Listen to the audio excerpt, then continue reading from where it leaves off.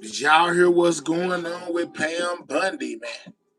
Look like Trump done got her up out of there after everything she did to cover up what was going on in the Epstein files, guys. Yeah. Make sure you double tapping that screen, man. Get the likes up. Make sure you subscribe to the channel if you are new. Can y'all hear me out there? Make sure you subscribe to the channel.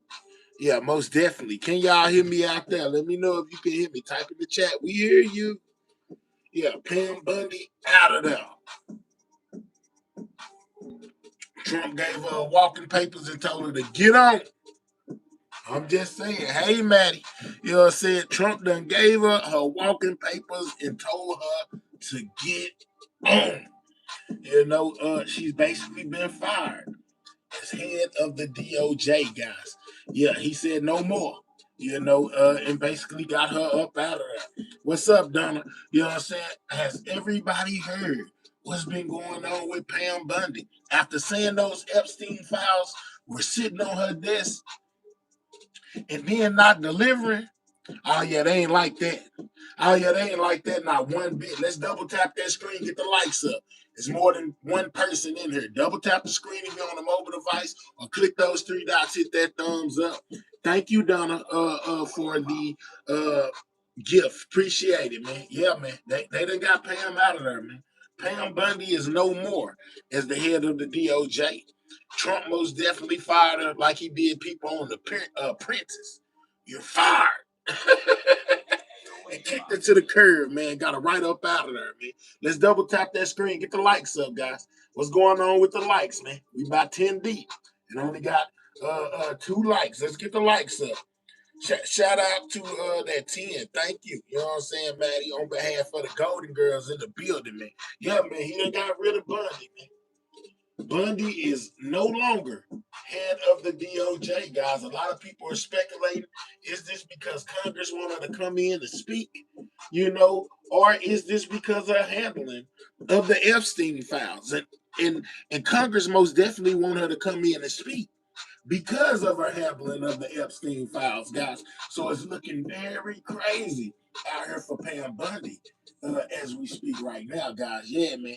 But officially, it's been officially, documented that Pam Bundy is out of there. You know what I'm saying? They most definitely got rid of Pam Bundy. Shout out to Maddie gifting that membership. If you receive it, make sure you thank her because she did it and she didn't have to do it, man. But yeah, man, let's get a little insight on what's going on with Pam Bundy as Trump has fired her from her position and moved her to another to the White House again. Peter Ducey is standing by.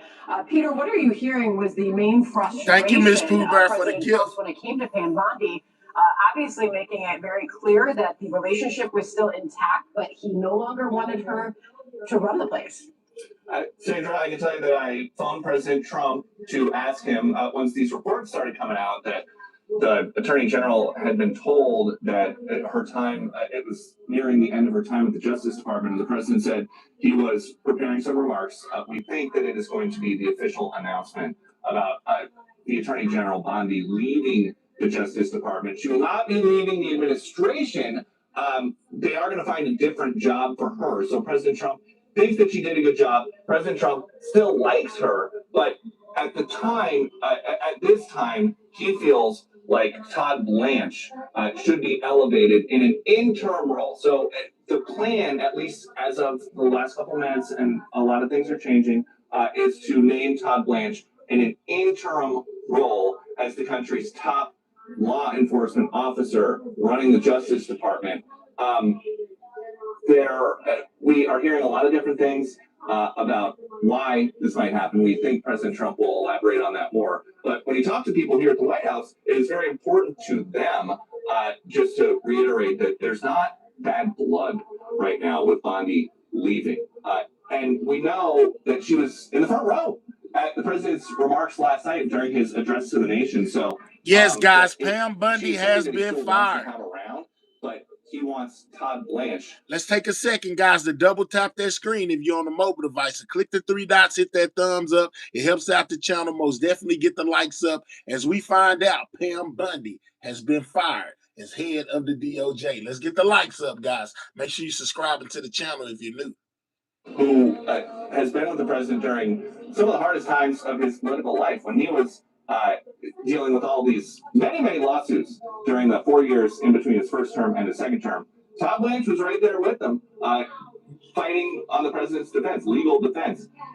And now Todd Blanche gets a crack, at least temporarily, as the Attorney General of the United States. Peter, we were just showing the video, a reminder to our viewers yesterday, when the president appeared at the Supreme Court to hear the government's arguments in his case. He arrived with Pam Bondi. Yeah, I wonder what they talked about in the car, because that was just more than 24 hours ago. And again, it seems like she and the president still have a good relationship, but she will no longer be his attorney general. Yeah, I know certainly just in the last few days, President Trump has praised her. Hey, Dominique. General Pam Bondi says a wonderful person. She is doing a great job. So certainly still support for her there. When you look back at her time as Attorney General, what sort of stands out to you? Shout out to Maddie for gifting that membership. Most definitely appreciate that.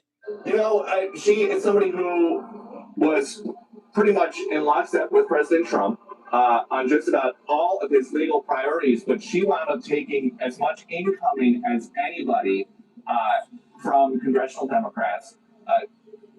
Every time that they would haul her before Congress for whatever the issue was, it seemed like she had to be the one that was taking the most incoming.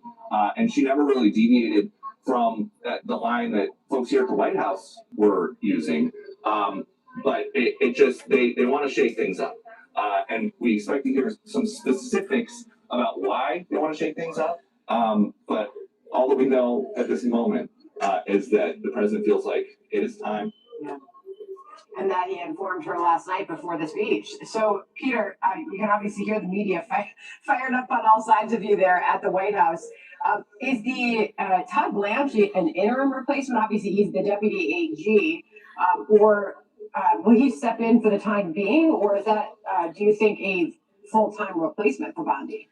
I am told that Todd is going to be the temporary replacement, the interim replacement. There are some names that are out there. The New York Times is reporting that Lee Zeldin has talked to the president about the possibility. We know that there are also a bunch of former state attorney generals who are serving as Republicans in the Senate right now. We don't know how seriously President Trump would look at any of them, or if there's somebody from outside the administration, not an elected lawmaker, who the president might like for this. But it is an important job. And the president's going to have some time because he is elevating Todd Blanche, somebody that he has known for a long time, somebody that he really trusts, at least temporarily. And as for what comes next for Bondi, we don't know. But she's not just going home to Florida. She is going to have some other job within the administration. We don't know what that is, and we don't know if she knows what that is. So, yeah, just like Kristi Noem. Kristi Noem got fired. She got a new position within the administration. Now Pam Bondi has got fired, and Trump has gave her a different position in the administration, even though nobody knows what it is. But she most definitely got fired as being head of the DOJ, guys. Could it be over the Epstein files? That is my question. Make sure you double tapping that screen, guys. Let's get the likes up. Because this is all happening just in the last couple minutes. Looks like we're getting a little bit more color on the situation through our reporter Aisha Hassi. She said she just spoke with Bondi before you broke the news, Peter. She said she's working right now in Florida filming a child ID kit for abducted children with the NFL. She flew to Tampa this morning, went straight to work. They will share those pictures soon, but no specific comment on the firing. So we'll see what comes from the president here shortly. Peter, stand by with us on the breaking news. Yeah, thanks, Peter. And for now, let's go to Fox News Justice correspondent David Spunt. Hi, David. What have you heard?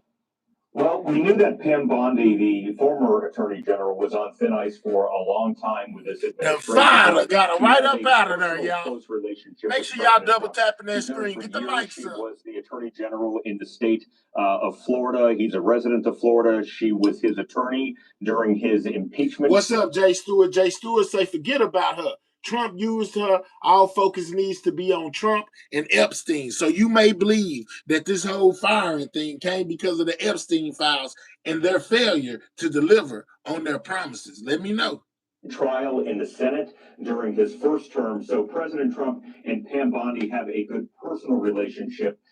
But we know administration officials were not happy with the way the Epstein files were handled. This is something that has really hurt Hey, the Brenda. Attorney General since she came into office in February of 2025. Just some history there. She comes into office February 2025. And then a few weeks later, in an interview with John Roberts, I believe it was during this hour on Fox News with John and Sanders, said the Epstein files were on her desk, or the files were on her desk when she was asked about the Epstein files.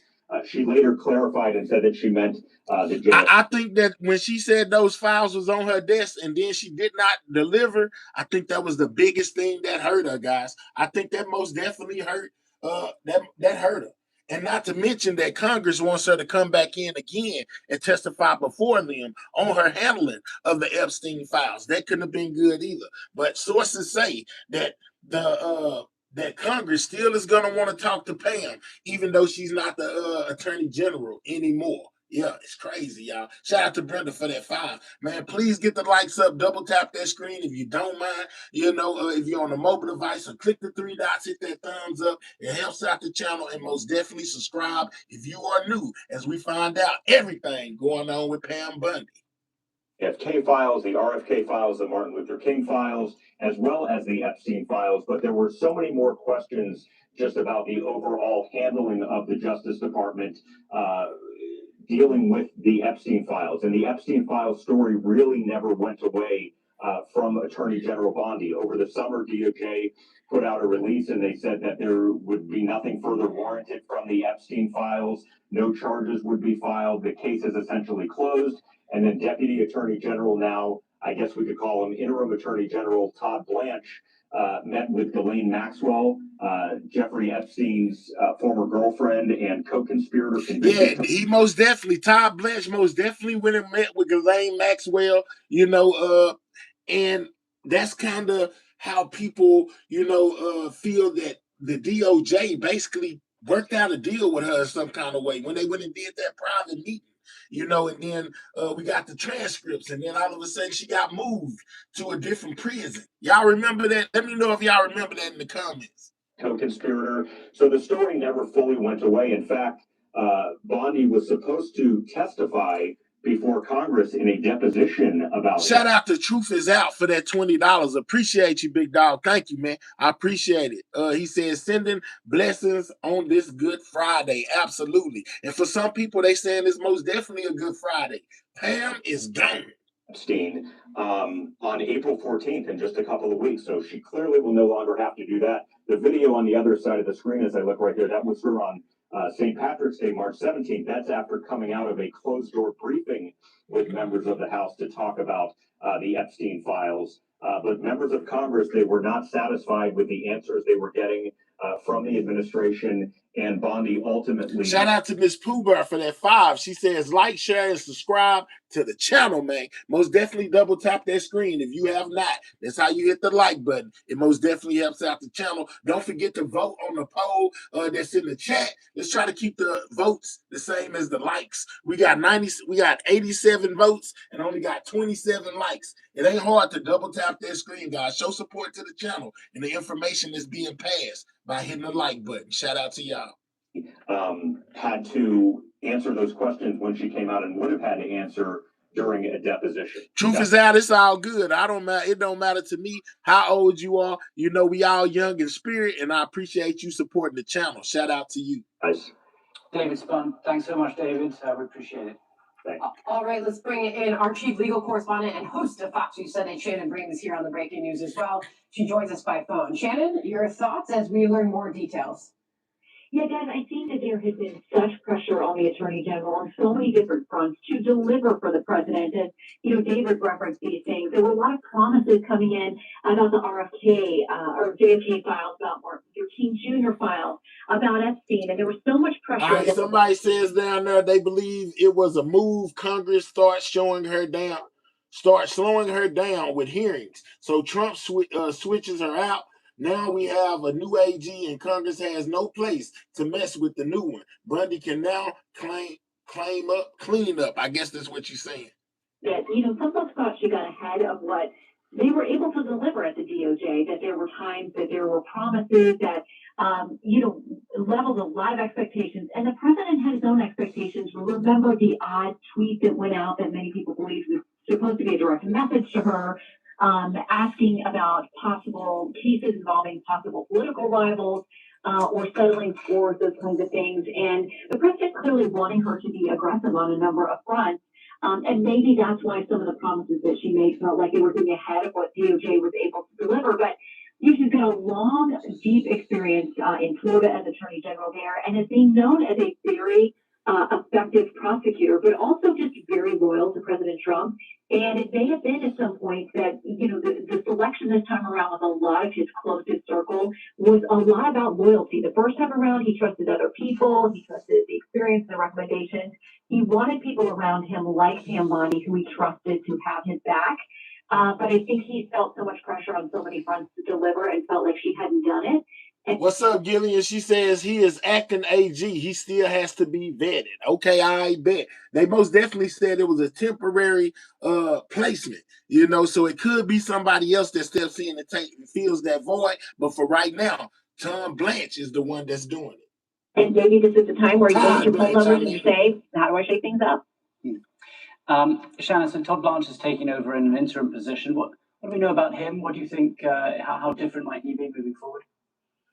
Well, listen, he is a tough litigator too, and he's been close to the president litigating a number of issues very important to the president in his private life and in other places before he joined the DOJ. He's also someone seen as very hard-charging, very loyal to the president, somebody who may have different experience than the outgoing Attorney General Pam Bondi when it comes to litigation and the ways that he's been linked to the president's legal efforts. He's definitely a President Trump loyalist. There's no doubt about that. So he may take up this mantle with some tougher investigations and different probing than maybe Attorney General Bondi had done in a way that I think the president definitely trusts him. And so we'll have to see his vetting process now. What do you think was the final straw here as we wait to hear directly from President Trump about this ousting? I mean, that's a great question. Attorney General Bondi has been in a number of these very heated Capitol Hill hearings. David talked about this too, and there were times when there's a lot of pressure on those close to the president when they go to the Hill and they start coming under this really tough questioning, and the president is watching. That's really your audience, and you want to know that you are performing to the levels that he's going to be happy with the way that you handle things. And she got a lot of praise from MAGA for being very combative and being able to stand up and take the incoming and those kinds of things in these hearings. But there's always a lot of reflection after they're there and they're on the Hill. How did they perform? How did they do defending the president's policies? And we know the president had been asking his inner circle in recent days about her and possibly some other people within the administration. Was it time for a change? So we're taking the pulse of people around him. And once he does that, many times it turns into an exit path for somebody that he thinks may need a change. But she's been incredibly loyal to him, and I would imagine that he's going to be very complimentary to her. And maybe with like Secretary Noem finds another position for her that he may be able to say is a better match. And I suppose, a few weeks ago, Kristi Noem, we moved on, and now Pam Bondi, and some talk perhaps about Tulsi Gabbard at some point. Do you think it's a sort of a redirection, perhaps, heading to the midterms? Do you think President Trump is looking ahead? Yeah, Ben, I think that's a great question, especially when the polling has been really tough on a number of issues, not only on including the war and the economy, all of those things that people are feeling the daily effects when they go to the gas pump, when they go to the grocery store. Those things weigh on any midterm election. They almost always end up in severe punishment for the current sitting president. But I think when he looks around at some of these other things that are bubbling there, it will most definitely be something to see. Gully says, interested to see how truthful Bondi will be with Congress. Now she no longer works for Trump. It will be something to see. Including his overall approval rating. He may feel like, all right, if I'm going to do this, this is the time for a reset. If he's lacking confidence in some particular policy or person carrying out that policy, the midterms are getting closer every day, and there's only so much time to show that you're going to do a pivot, make a big change, and that may have been weighing on his mind. You're reminded, as we did a moment ago with Peter Doocy, Shannon, that we just saw her yesterday alongside the president as they appeared together at the Supreme Court. Yeah, I mean, I was sitting there. I saw them, and everybody looked very chummy. It was her along with Secretary Letnick sitting with the president, very dialed in. Obviously, this birthright citizenship, a huge issue for the president. One of his first executive orders, a very big issue for him legally. For him to show up as the You first sure city did, governor IGT. telegraphed a lot She out of there. weight on this argument yesterday. And so they were sitting there together. Clearly, it's his top law enforcement officer, the attorney general. She was a part of that A-list bench that was there together, and they looked very chummy. At one point, there was actually some passing of notes, and you wouldn't have, from seeing them together in court yesterday, imagined that there was something that there was this close to being in the offing. We've heard the name Lee Zeldin perhaps suggested as a possible full-term replacement. What do you think Lee Zeldin, what role would he play? How different would he be? Well, listen, he's also a very experienced lawyer too, and has had all kinds of different things in his background as EPA administrator. He's tackled regulatory bottlenecks and all kinds of different things. He's somebody, again, that the president very much trusts. He's a loyalist to President Trump, but an experienced attorney as well. And, you know, they're all going to have their different Happy Butterfly says Trump is replacing her with someone that has no experience. ways that they tackle this particular list of to-do things within the DOJ. But gosh, the DOJ is endlessly busy. Not only is the administration being sued on so many fronts in a way that has just exploded during the first and second Trump administration, going to court seems to be a very popular way to go after the president's policies. And they know that. A lot of the policies that they've launched, they did so knowing it would go to a legal challenge, and they want that answer on the boundaries of the president's executive power. Continue to hit that like button, guys. But there's a lot of outgoing as well with the DOJ, litigation with respect to, you know, different states, their policies, with respect to transgender policies, educational higher ed institutions. So it is an all-encompassing job, this role of Attorney General, that is balancing so many, you know, fires essentially to handle and to put out at one time, that whoever steps into his job permanently is going to be exceptionally busy. All right, Shannon, I'm sure we're Now going to you heard her say, whoever steps into this job permanently. So Todd so it's being said that Todd is only a temporary replacement. You know, they haven't found the direct fit yet. He's just stepping in now that she's been fired, but somebody else could be taking over the position, guys. Let's continue on, Pam. General Pam Bondi has been ousted. Let's go now to CNN senior White House correspondent Kristen Holmes. Kristen, tell us what you're learning. This is brand new. Yeah, things are very fluid. They're moving very quickly, but I am told that Pam Bondi has been officially fired. She's out of her role. Now, where she goes next, that is a question mark. I was told in the meeting or in the conversation President Trump had with Bondi yesterday, he floated the idea of a judgeship as a potential landing place for Bondi. And in the interim period, while they are figuring out who is going to take over as Attorney General, Deputy Attorney General Todd Blanche will step into that role. So he will be serving in the interim. Pam Bondi, though, is out. We had already reported that she was in Florida. We have been talking about for the last several hours how in the last week, President Trump had been calling allies, asking about firing her, who should replace her. It doesn't seem as though they have someone specific in mind. We know that they have floated the idea of Lee Zeldin among other people. Zeldin is currently leading. Exactly what I was thinking. Somebody down there said she is headed to jail. I believe it.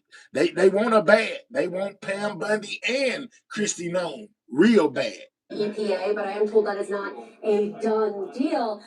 President Trump, interestingly, did issue a very flattering for President Trump's statement about Bondi last night, saying Attorney General Pam Bondi is a wonderful person and she is doing a good job. The reason that I note that is that because when we saw Kristi Noem being fired, there was none of that kind of generosity of spirit when it came to President Trump. Now, just a reminder, Bondi has a very close relationship with Susie Wiles, the chief of staff. They're both political operatives in Florida. They kind of came up together, so they have a long-lasting relationship. But President Trump had grown increasingly frustrated about a number of issues. One, didn't believe that some of the cases against his adversaries or political adversaries were being brought fast enough. He didn't believe that she had handled the Epstein files well. among other things. So we do know they had this conversation yesterday, in which essentially President Trump told her that she was not long for this world, that he would eventually be replacing her.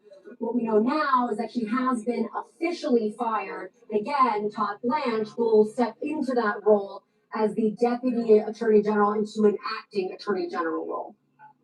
And Kristen, this now marks the second cabinet position that Trump has fired and now has sought a replacement for within the last month. What can you tell us about Blanche himself, his relationship with Trump? Obviously, he's going to be in the acting role until a new Attorney General is put in place. Well, look, Blanche and President Trump are incredibly close. He served as his personal attorney before taking this role as the Deputy Attorney General. And there are a number of people who are around President Trump's orbit who have said that Blanche isn't political enough. Well, we saw Blanche taking a new role recently when he stepped out at CPAC and essentially said that everybody who had ever investigated Donald Trump or brought charges against him had been fired from the Department of Justice, making the Department of Justice clearly very political. And President Trump has liked what Todd Blanche has done. Blanche has always been kind of viewed as the person in the background making all of the mechanisms work. Now, of course, he'll be front and center, but it doesn't sound as though he's going to take this position long term, that they are going to still find a figurehead. We watch all news over here, but understand, you said you out, we most definitely won't miss you. Let's get on the rocket ship, get her right up out of here. You know, she says she doesn't ever want to return. Let's help her get to where she's going.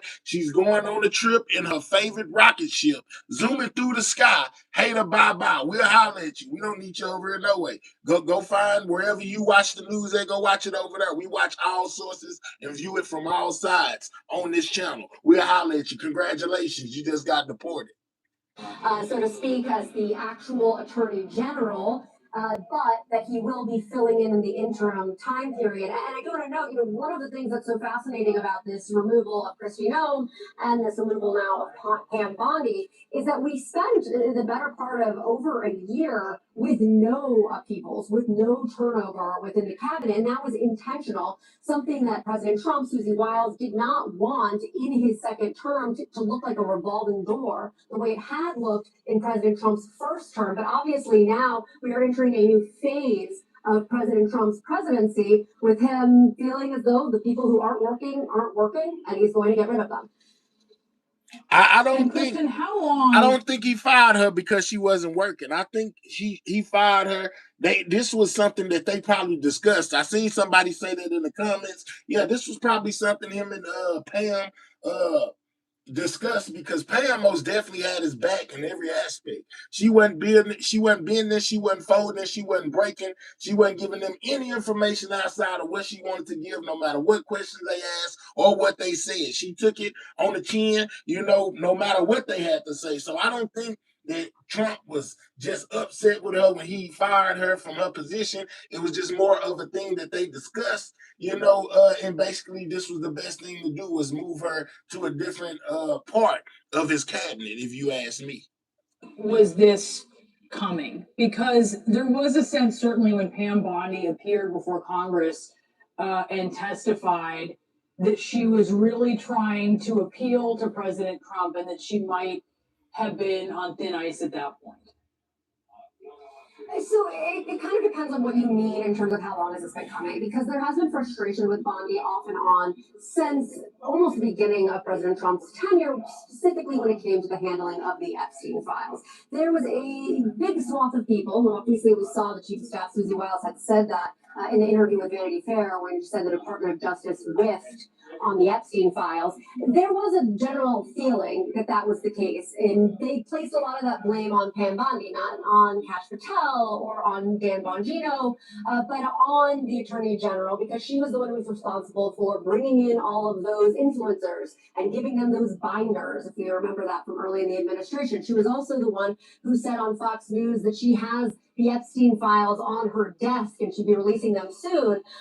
All things that put everybody into a tight spot and then caused enormous amount of problems down the road. Yeah, her handling of the Epstein files most definitely caused backlash. And that's why Congress want to see her right now. You know, like I said earlier, her saying that she had those files on her desk and then not delivering it and then changing up her story and saying, you know, she misspoke, really hurt her, in the eyes of the public.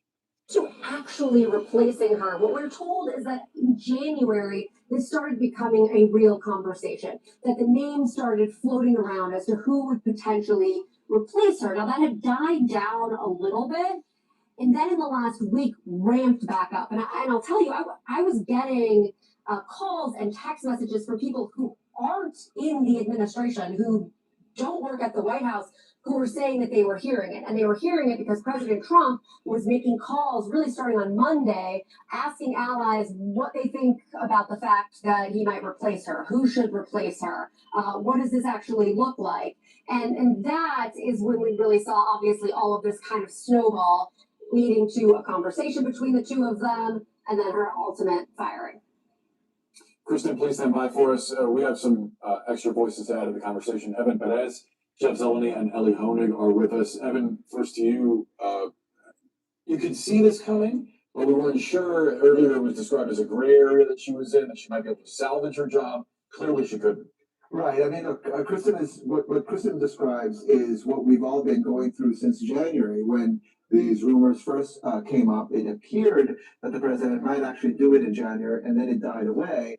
And we, as you know, from covering the Trump administration. Hey guys, can we take time to double tap that screen? Get the likes up. Double tap that screen. If you have not hit the like button and you're on a mobile device, all you have to do is double tap the screen or click the 3 dots in the right hand corner. Hit that thumbs up, man. I can't stress enough how much it helps the channel. If you are interested in seeing what's going on with Pam Bondi, please hit the like button. Shout out to the ones that already did. You just never know whether it's real, whether there's just a faction inside the White House. They spend a lot of time knifing each other. And so we never know it's real until the president actually latches onto it. And so that's when it really became, it appears, a lot more real this week when he was seeming to take action to try to find some names of some possible replacements. For Bondi, what we've seen is she's taken a different tack from what we've seen in the previous administration, the first Trump administration, when Bill Barr and Mike Pompeo fell out of favor. One of the things they did was they avoided Trump. They just reduced their amount of exposure to him as a way to sort of like let him sort of calm down.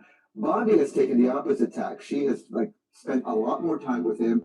She seemed to try to be more present as a way to ingratiate herself with the president. In the end, it did not work. And really, the original sin goes back to February of last year when she orchestrated that event at the White House with these binders with documents that were years old. They'd been in the public sphere for years, and she didn't seem to know that. She didn't know that. And at that time, if you remember, the administration is new in office.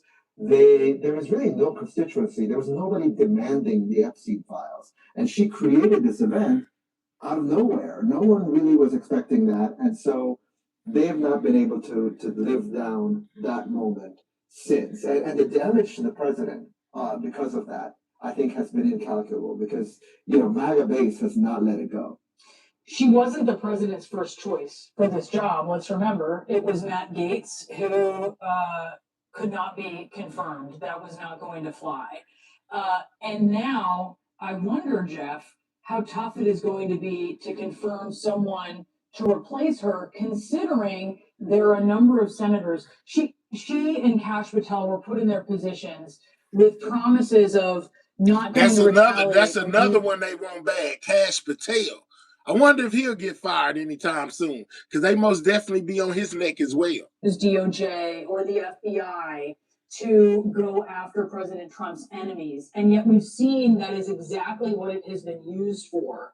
So I wonder how difficult this process will be to find someone to replace her. I think the confirmation process will be very difficult and dramatically different from what we've just seen with the Secretary of Homeland Security, Markwayne Mullin.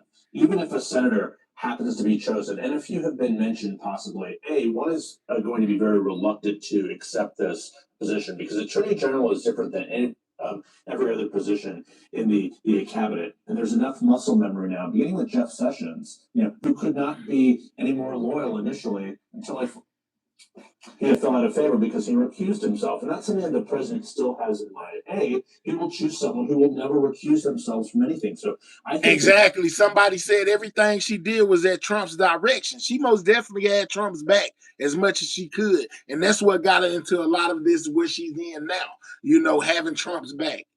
These confirmation hearings for the next attorney general will be dramatically different, largely because of what Evan was saying. Everything that has been learned over the last year, the Epstein files are not going away now. That genie is well out of the bottle, regardless of who the attorney general is. So I think it's very difficult. But to your point, I was thinking the exact same thing. She was not his first choice. He knew her well, obviously. She was involved in the campaign from Florida. Wasn't inherently a political years ago, became very political, but she was not. She was chosen because she would be reputable and pretty easy to be confirmed after Matt Gaetz. So it's going to be fascinating to see who the president picks. Lee Zeldin is one of the leading contenders, a former member of Congress, different for a House member than a senator we've seen over the years here. So the confirmation process, get ready for this. It is going to be much more complicated than the one we just saw last week. All right. So with all of this going on, guys, there is most definitely a lot of questions being asked. One of which is, why did he get rid of her? You know what I'm saying? Why did he get rid of Pam Bundy? Is it because of the Epstein files? Could be, but she's been catching a lot of flack, like I said, and been saying, for having Trump's back. And if during this period of time no deal is made, we have our eyes on key targets. If there is no deal, we are going to hit each and every one of their electric generating plants very hard and probably simultaneously. We have not hit their oil, even though that's the easiest target of all, because it would not give them even a small chance of survival or rebuilding. But we could hit it, and it would be gone, and there's not a thing they could do about it. President Trump giving an update on Operation Epic Fury for the entire nation last night, threatening to strike Iran. And right after that, he fired Bundy. Reached, bombed the country, quote, into the Stone Age, sending stocks lower, oil prices soaring. But those losses in check as we speak, as we head into the afternoon. Welcome back to the second hour of the Big Money Show. I'm Megan McDowell, along with my marvelous co-host. Why did he get rid of Bundy? Our Endeavor PAC founder, Tiffany Smiley. Before we move on to what the president said about the conflict in Iran last night, he was making some news, as he always does, that has just broken. Pam Bondi fired by the president as the attorney. Everybody's talking about it, guys. And the reports are that Todd Blanche, who has been his longtime counsel, is going to be replacing her as the Attorney General of the United States. As we dig into this, Jackie, you were reading about it as we were in the commercial break. Yeah, I'm dying to know what happened. My understanding from the reporting from Fox News Digital is that it happened last night before the president's address to the nation, and that she was on her way back to Florida while the president was speaking. Obviously, when something like this happens, the president has come out many, many times praising Pam Bondi, and so I'm wondering what exactly it was that led him to this decision that it was time for her not to be a part of the cabinet. This is my take. She, from the get-go, royally fouled up the release of the Jeffrey Epstein documents, and it was just such a rolling disaster all year and was handled so poorly that was one of the biggest problems, despite her obvious loyalty and her background. But she met with President Trump, according to Fox News Digital, in the Oval Office on Wednesday night ahead of the speech to the nation on Iran, and she was reportedly informed of her house. She was with him though. Yeah, in front of the Supreme Court. Oh yes, sorry, she was. And then she got the you can go. The boot. She was supposed to be deposed by a House She got the committee boot. later this month, wasn't she? Wasn't she subpoenaed by a House committee on the Epstein files? I think. So I don't know if maybe that doesn't happen now. Maybe it does if she's not in this role. The Epstein files are not my issue du jour, but my my sense watching that throughout was there were these big promises. Tiffany, maybe it's something you watch more closely. Big promises of. So these people are giving their analysis of what they think it could be. Some think it was about the promises. Some think it was about Epstein. It's all on you. I guess it's your personal feeling about how you feel. Nobody's wrong. Nobody's right. Because at this point, we don't know. But a lot of people are speculating that the major reason why she had to go was over her handling of the Epstein files, guys. I'm telling y'all, that's what I feel like it was. She was under so much pressure, and Trump knew it. You know, he had to get her out the way and bring somebody in fresh, you know, to answer some of these questions that's being posed, or not even have to take questions because they don't know exactly what it is that Pam Bundy was doing. Information, and then it always seemed like it was a thud, a dud. Yeah. Nothing happened, and people were like, wait a second, we thought we were going to get transparency. It feels like we're just getting obfuscation. Maybe I read that wrong, but that was my perception of it. Yeah, and I mean, it's a tough Absolutely, Miss Pooh Bear. It's going to be very interesting to watch. And you have to wonder what was actually going on behind the scenes. Yes, she is the leader. She's the face of it. But what was she being directed to do, and what information did she have access to? I will commend her. She's a patriot. She has been on the front lines for many, many years fighting for America and has extreme loyalty. So I thank her for her service and stepping into that role and doing the best that she could in the time and in the moment that it called for. And it's a tough job, and it's President Trump obviously feels like it is time to move on and bring in someone else for the administration. I was just going to say, given what, so Todd Blanche, who is the Deputy Attorney General of the U.S., previously a criminal defense attorney, worked very closely with President Trump in 3 of the criminal cases, the legal warfare that was targeting President Trump. Todd Blanche will be the interim Attorney General based on the reporting. We will see who potentially is nominated for the job full time. But the Attorney General role for the president is so personal and critical, not just for the nation, but given what happened with Jeff Sessions, which opened the door when he recused himself, idiot, and opened the door for the Mueller investigation, the Russia collusion hoax, all of it. That's one of the most important jobs, and also for enforcing the laws of the land, fighting crime, and righting all the wrongs of the Biden administration and just the bad cops who are still living and working inside. Well, and my thought goes to the whole fraud push too right now, and how much people are asking for prosecutions on that. That's the AG is going to help push that along with Vice President J.D. Vance's task force. I just wonder on the Epstein side of it, like you, Brian, I wasn't in the weeds of it because there was so much other stuff that was happening news-wise. But we did eventually get the documents, or most of them, that she promised. Is the issue that she didn't. They were heavily redacted, even stuff that didn't need to be redacted. Not to mention that it showed some of the victims' names that didn't even want to be revealed. I mean, yeah, we got some documents, but I don't think we got everything that we were supposed to get. I'm gonna just say that. Put them out there soon enough. I mean, when you start to look and peel back the layers of what was involved in those documents, I know that, there's a need for the American people to have transparency, but it's also, extremely sensitive information. Also, there was a period where I think victim sensitivity was an issue. And so to your point of it being a hard job, you want to serve the public interest, but you also are making decisions that impact people along the way. And in some ways, that's a thankless job because it's just so difficult to do. Yeah, and they were scouring thousands and thousands and thousands of records. That takes time, and it takes precision, and it takes absolute perfect execution. They couldn't just openly release it. There are victims in there. There were other people in that needed to be protected. And so she was doing that exactly to your point, and maybe the public just didn't understand. They want it now. They want it now. They want it now. And the Democrats were, pushing it and going hard and saying Trump's going to be in there, and they're covering it up, and they made it a whole thing.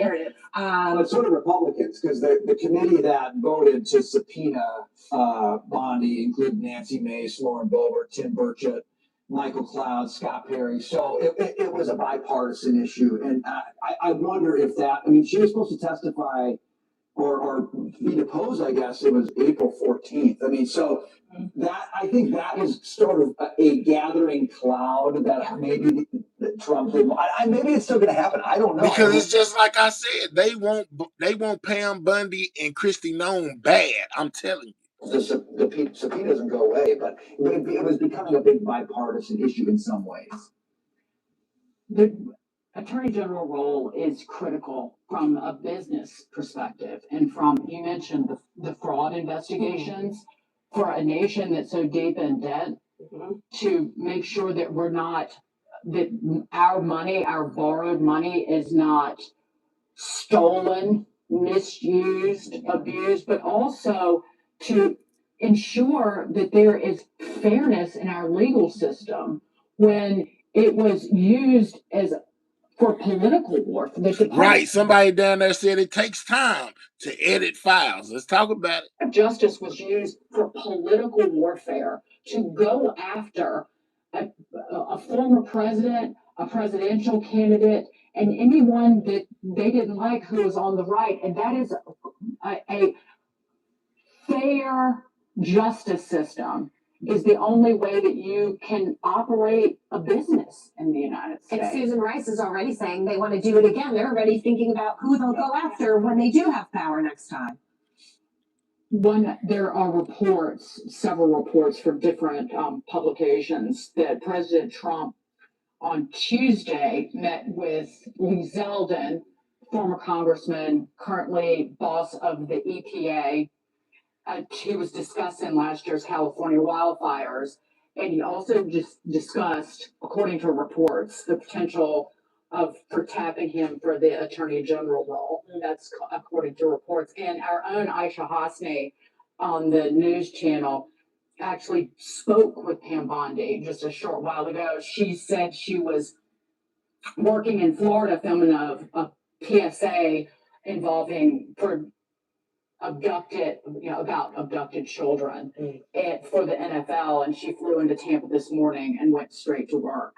So no comment on the firing. Let's go to Edward Lawrence, who's at the White House. Hey, Edward, what do you know? Yeah, I think I can add a little color to this. I was actually in the office there when President Trump spoke with Peter Doocy on the Fox News side related to this. The president wanted to stress basically there's no bad blood between the two of them. They just decided, or he decided, that Pam Bondi would be better in another role on this. She is okay with the decision, as far as the president has said on this. And as you know, Todd Blanche, the number 2, currently will be the interim Attorney General. There's no decision yet. The president did not decide who permanently will replace Pam Bondi, but at the moment, Todd Blanche will be the interim member of that running the Attorney General's office. So again, the president's stressing this is just moving to another role within the administration. He felt that it was time to do that. She ended up taking, as much incoming bad press as he did on a number of the subjects, especially when you talk about. And she had his back the whole time. You talk about some of the other things that she did, but she was in lockstep with President Donald Trump with all of his agenda items going forward from the moment she took office as Attorney General. But again, this is being described now as just moving her to another role, but there's no bad blood between the two of them. As you reported there, that Aisha Hasni saying that Pam Bondi is back to work today, down filming a PSA for the NFL. Back to you guys. And Edward, but any other, just you're covering the White House so closely. Why now? Why send her out of the AG role now? And to your point, Kristi Noem, not the head of DHS any longer. That's Markwayne Mullin as the secretary, but she's still within the fold in the administration, just in a new position that the president created. But why And this is- now for AG Bondi, former AG Right, Bondi? and this is Yeah, been tell us talked why about, now. For several weeks or so, is my understanding about possibly there could be a move in role. Hey guys, to anybody in the building that hasn't hit that like button, double tap your screen if you're on a mobile device, or click the three dots in the right hand corner, hit that thumbs up. It helps out the channel. We should be well over 100, guys. Can we get 40 more likes? Double tap that screen if you have not, if you're on a mobile device. That's how you hit the like button. Related to this, is there a trigger that is why now? I don't think that we have seen one as of yet. You'd have to ask the president, which he did not indicate why exactly now is the time. But this has been sort of talked about to move her into another role related to this. Again, not a firing. The president's describing this as just moving her to another role. So it's most definitely a firing if she's not the head of the DOJ. She got fired from that position and moved into another position. But she most definitely got fired. Let's stop the cap.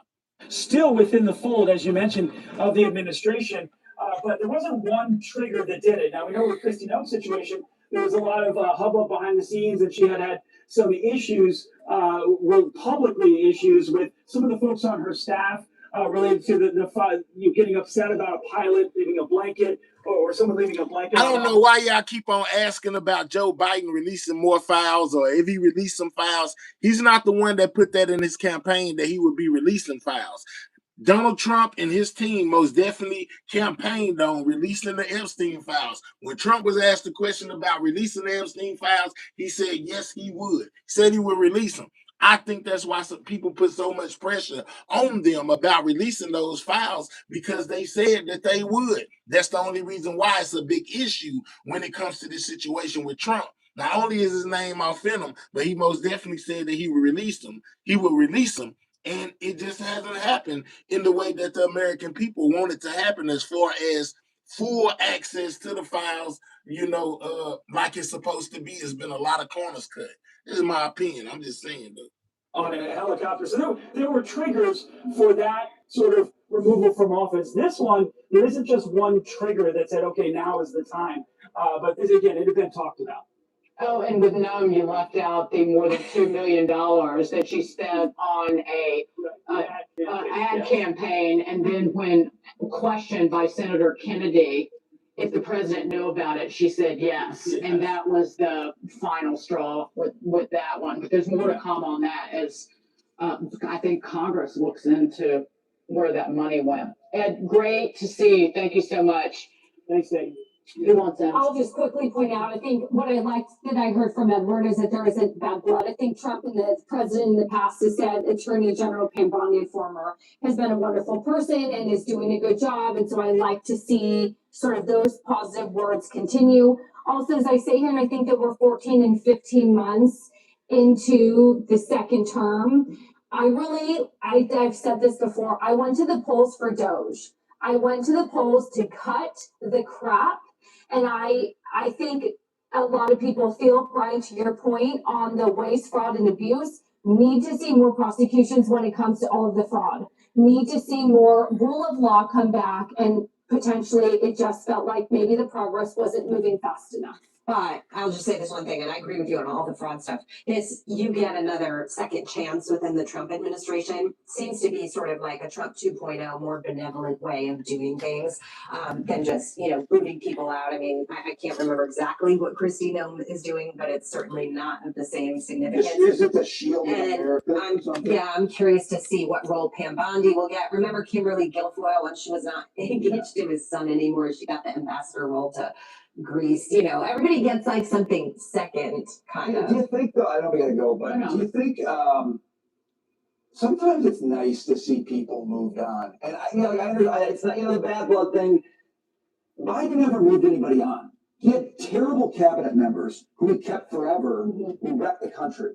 And I like that we have a chief executive who, doesn't have to be bad blood, but it's just, we're not getting done what I need to get done. I need somebody else. I'm going to move you along. And I think that's important. And I think it's not an entitlement to have these jobs. And Americans, you have to earn it. You have to earn it. If you're not getting results, you got to move somebody on. And I kind of like that, actually. I don't need to see bad blood, but I think it's good for the chief executive to manage his team for results. And it shows that she had the full confidence of the president, and maybe the refocus now is going after the waste, fraud, and abuse, and you just simply can't do that with the same person. And so she served, and she served wonderfully under the pleasure of the president, and I think it's a good move for our country, perhaps, to your point, Dagan. Like, let's get serious about what this role is about and focus on those areas that we need to, waste, fraud, and abuse, and prosecuting people and getting our money back. Well, one indelible image is the influencers with the big white Epstein binders, which happened early last year.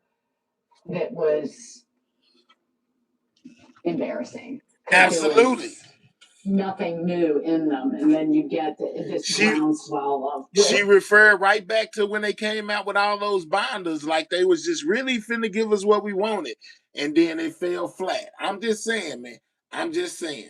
It is most definitely crazy, guys. Now here is Representative Jamie Raskin, basically speaking about the firing of Pam Bundy. Thanks so much for sharing your afternoon with us. First, just what's your reaction to the news that Trump ousted as Attorney General? Well, I'm afraid the administration or the president may take the wrong message from this. I mean, her tenure was plainly a disaster, but she did everything that Donald Trump asked her to do. She most definitely did. They sacked dozens and dozens of career attorneys just for having worked on the January 6th case.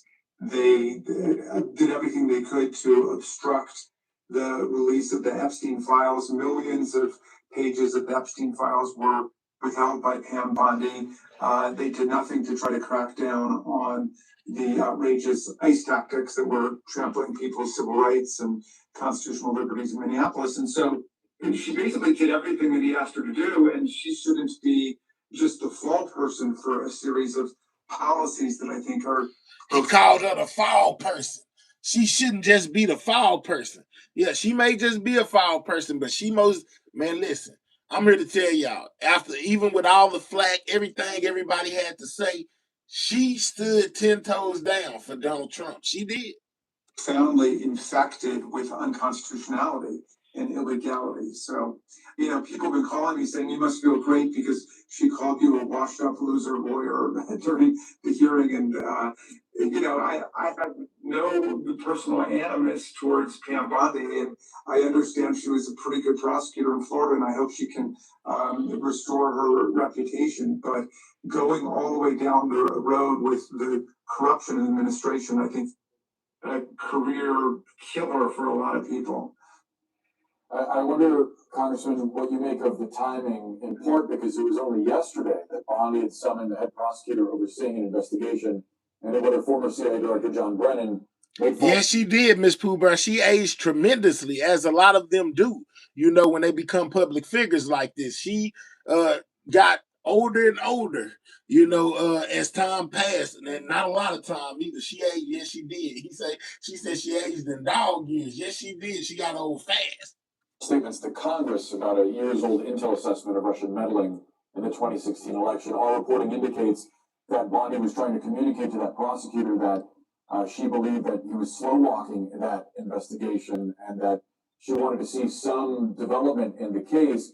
Do you think that the fact that she's been fired makes it more likely that we'll see similar prosecutions in the near future?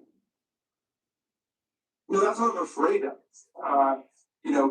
She turned the Department of Justice into Donald Trump's vendetta factory. And, whether we're talking about, the FBI director, Comey, or we're talking about the New York prosecutor, Letitia James, or we're talking about members of Congress like Maggie Goodlander.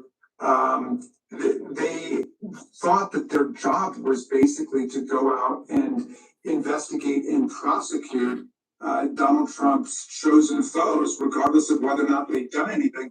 And that's why, there's a record number of judges just castigating and excoriating the Department of Justice, Pam Bondi, and these lawyers for their absolute improper behavior in court and outside of court. And I hope that Donald Trump doesn't continue down this road. He'll just ruin some other lawyers' careers. And it doesn't give me a lot of comfort that it's Todd Blanche who's now the acting Attorney General of the United States. This is the guy who transferred Ghislaine Maxwell from the higher security prison to the low security prison camp in Texas, and is arranged for a very and I told y'all that earlier. After the meeting with him, she was transferred to a whole not a maximum security anymore. She was like on regular security, prison after her meeting with this guy.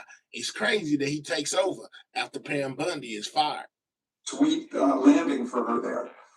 I do want to ask you about Blanche and potential replacements for Bondi, but one more question on her, because she was supposed to appear on April 14th for deposition before the House Oversight Committee. Ranking Member Garcia says that she still has to appear. James Comer, the chairman of that committee, has said that he's going to counsel with other Republicans on the panel to determine next steps. Nancy Mark, why do you keep on bringing up Biden and all this and how long he had the files? He didn't run nor bring up releasing any files. Trump and his cabinet did. That's why the American public is on their tops like they are, because they promised to release those files.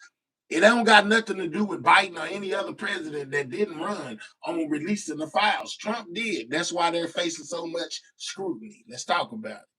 Who initiated the call for Bondi to testify before them, says she still believes that it's on, but we are hearing indications from behind the scenes, including from CNN's Caitlin Collins, that part of the reason that Bondi is leaving the position is directly tied to the White House wanting to avoid her testifying before Congress. What do you make of that? Well, a legal subpoena is a legal subpoena, and she has the responsibility and the duty to appear.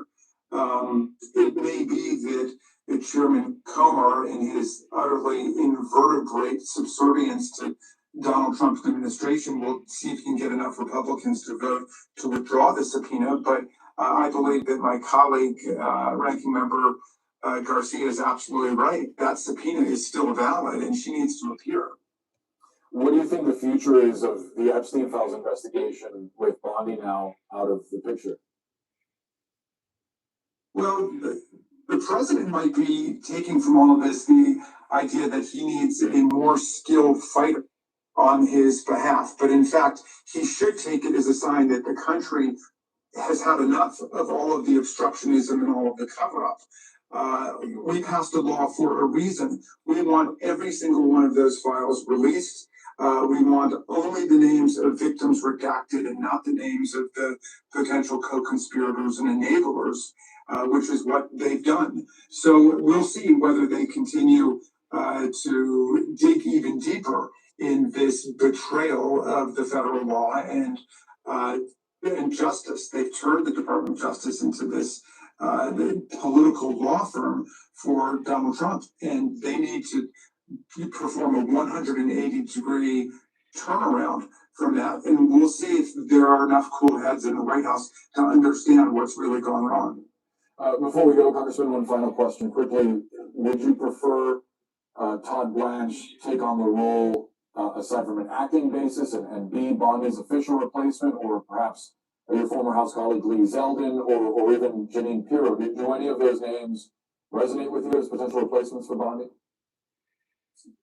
No, they do not. All of them, again, are simply you don't like none of them. Monkeys to Donald Trump. That was the problem in the first place. And so it's just asking another lawyer to walk the plank and sacrifice their professional reputation for Donald Trump. They should get in a real prosecutor, a real lawyer, and there are lots of good conservative ones. And a lot of them are the people who stood up to Pam Bondi in this process, including Eric Siebert, the U.S. Attorney in the Eastern District of Virginia, who was replaced. He would make a good Attorney General.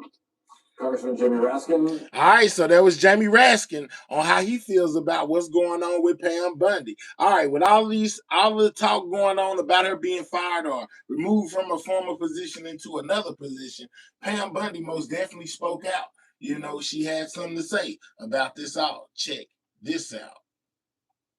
Attorney for President Trump and former DOJ prosecutor. I'm not sure if you heard Peter there, Jim, but he was kind of talking about the fact that there's a possibility that Todd Blanche might remain the Attorney General, might be permanently in that position. What do you think about that? Yeah, I don't think that would be a bad move. I'm not putting money on it because there are so many different names floating around already. But look, I think Todd, he's had a year of on-the-job training as the Deputy Attorney General. That's a great perch, a great position to learn from and to learn how to navigate this giant aircraft carrier full of lawyers called the Department of Justice. And I got to tell you, Trace, my bias, maybe because I'm old and because I was a prosecutor for 27 years, my bias is a little bit towards experience. And I think the president, and very understandably in terms of what he went through with Jack Smith and Alvin Bragg and Fonnie Willis, his emphasis is kind of on loyalty. And boldness, and so I think he got a lot of that out of the now former Attorney General, and I think he can get a lot of that from a lot of people. But I just hope that the merits of experience kick in some too, even though that's probably not given the same credit that I would give it. Are you intimating here that a person like Lee Zeldin doesn't have the prosecutorial chops for this job, that he's spent 22 years in the military, that he was running his own business, the youngest lawyer in New York at one point in time, lawmaker, but not the prosecution resume that you would hope for? No, I'm not going quite that far. I mean, look, again, the Attorney General's not the one trying the cases, so judgment is a big part of it. I think Zeldin, from what I know of the man, has a lot of good judgment, a lot of good life experience. Those are good things. It's just, if you've been inside the machine like I was for 17 years at the Department of Justice, you end up thinking, it could be helpful to have people that know the inside game a little bit. But, the problem is that touches up against the deep state that President Trump, dealt with in some pretty brutal years. So I don't think his instinct is going to be, let's find somebody who has a lot of federal prosecutorial experience. Bondi didn't have federal experience, but she did try cases in Florida, including death penalty cases, and she ran the Attorney General's office. So, my own personal preference is to have some measure of that in the mix, but that doesn't mean they can't be a wildly successful Attorney General. Stand by one second. Jim, I'm going to put this up on the screen because this is Pam Bondi, her new social media post. This is what Bundy had to say, guys. She said, quoting here, over the next month, I will be working tirelessly to transition the office of Attorney General to the amazing Todd Blanche before moving to an important private sector rollout. I'm thrilled about it, and where I will continue fighting for President Trump and this administration, leading President Trump's historic and highly successful efforts to make America safer and more secure has been the honor of a lifetime and easily the most consequential first year of the Department of Justice in American history. Since February 2025, we have secured the lowest murder rate in 125 years, secured first ever terrorism convictions against members of Antifa, shattered domestic and transnational gangs across the country, taken custody of more than 90 key cartel figures, and won 24 favorable rulings at the Supreme Court. I remain eternally grateful for the trust that President Trump placed in me to make America safe again. One of the themes we have seen from this Trump administration, which counter to the previous Trump administration. So basically, she sounds not to be too worried about it. She's excited to go to a new position. She basically did everything she could do in order to protect Trump at being at the DOJ, and now it's time to move along. I guess that's basically what Pam had to say about all this. There has been, Jim Trusty, this sense of loyalty, right? That even with the Kristi Noems taking a different position and Pam Bondi, there is this continued loyalty, no bad blood. In the previous administration, there was a fair bit of bad blood. Yeah, I think that's a great sign. I'm glad you pointed that out. I mean, when you think about it, the first term, he was new to politics. He was new to Washington. He had to depend on recommendations from folks. This time he came into it really clear-eyed about what he wants from different people in the cabinet and in other positions. And I think it's a very welcome sign. And by the way, everything she said is undeniably true. Like, you can say, oh, this is all self-flattery. No, everything she said in that message is actually factually accurate and a really good thing at a time where the department needed an abrupt change. So I do think a victory lap for her in the We need 14 more likes, guys. Anybody in the building that haven't hit that like button, double tap your screen if you're on a mobile device, or click the three dots, hit the thumbs up as I give y'all everything that I'm finding regarding Pam Bundy's firing from the DOJ, guys. president is worthwhile. And I also think it's a good sign that they have kind of the what I think is a genuine loyalty towards each other, even after making an administrative move like this. And I just think that's good for the overall morale of anyone in the cabinet, anyone that serves under President Trump. And it's a reflection of high character on both sides. Jim Trusty, great analysis as always, sir. Thank What's up, you. We Ralph? appreciate it. All right, so Pam Bundy basically says, "Hey, man, I'm excited to work in my new position. I'm not worried about the old one." Basically, she did everything that she could. You know what I'm saying? In order to protect Trump, and now it's time to move on, guys. Here's everything we have. A complete wrap up of what's going on with Pam Bundy at this time. To lead the DOJ as acting attorney general. These words just now from the president of the United States. Let's pull it up via a Truth Social report. That Truth Social report right there saying Pam Bondi is a great American patriot. He calls her a loyal friend who faithfully served as attorney general over the past year, credits her for a massive crime crackdown, and says these words as she's being fired. We love Pam. He also announces to the American public that Pam Bondi will transition to a new job in the private sector. Apparently that will be announced at a later date. He then says he's handed the torch to somebody he considers very talented, respectful, legal mind, Todd Blanche, stepping in as acting attorney general. We understand that news came to Mr. Blanche by a 3 or 4 minute phone call that was congratulatory in nature. Let's go to CBS News correspondent Chanel Call. She's following all of this breaking news. Chanel, a lot to take apart here and diagnose. Yeah, watching this unfold in just the last few moments here, some big national breaking news. Pam Bondi is out. At this point, unclear what she will be moved to, but I do want to point to something I think is noteworthy from that Truth Social post. So if we can pull that up again, you'll see here the president calling her a great American patriot and a loyal friend who he says faithfully served as attorney general over the past year. And we've been talking about what she will be moved to next.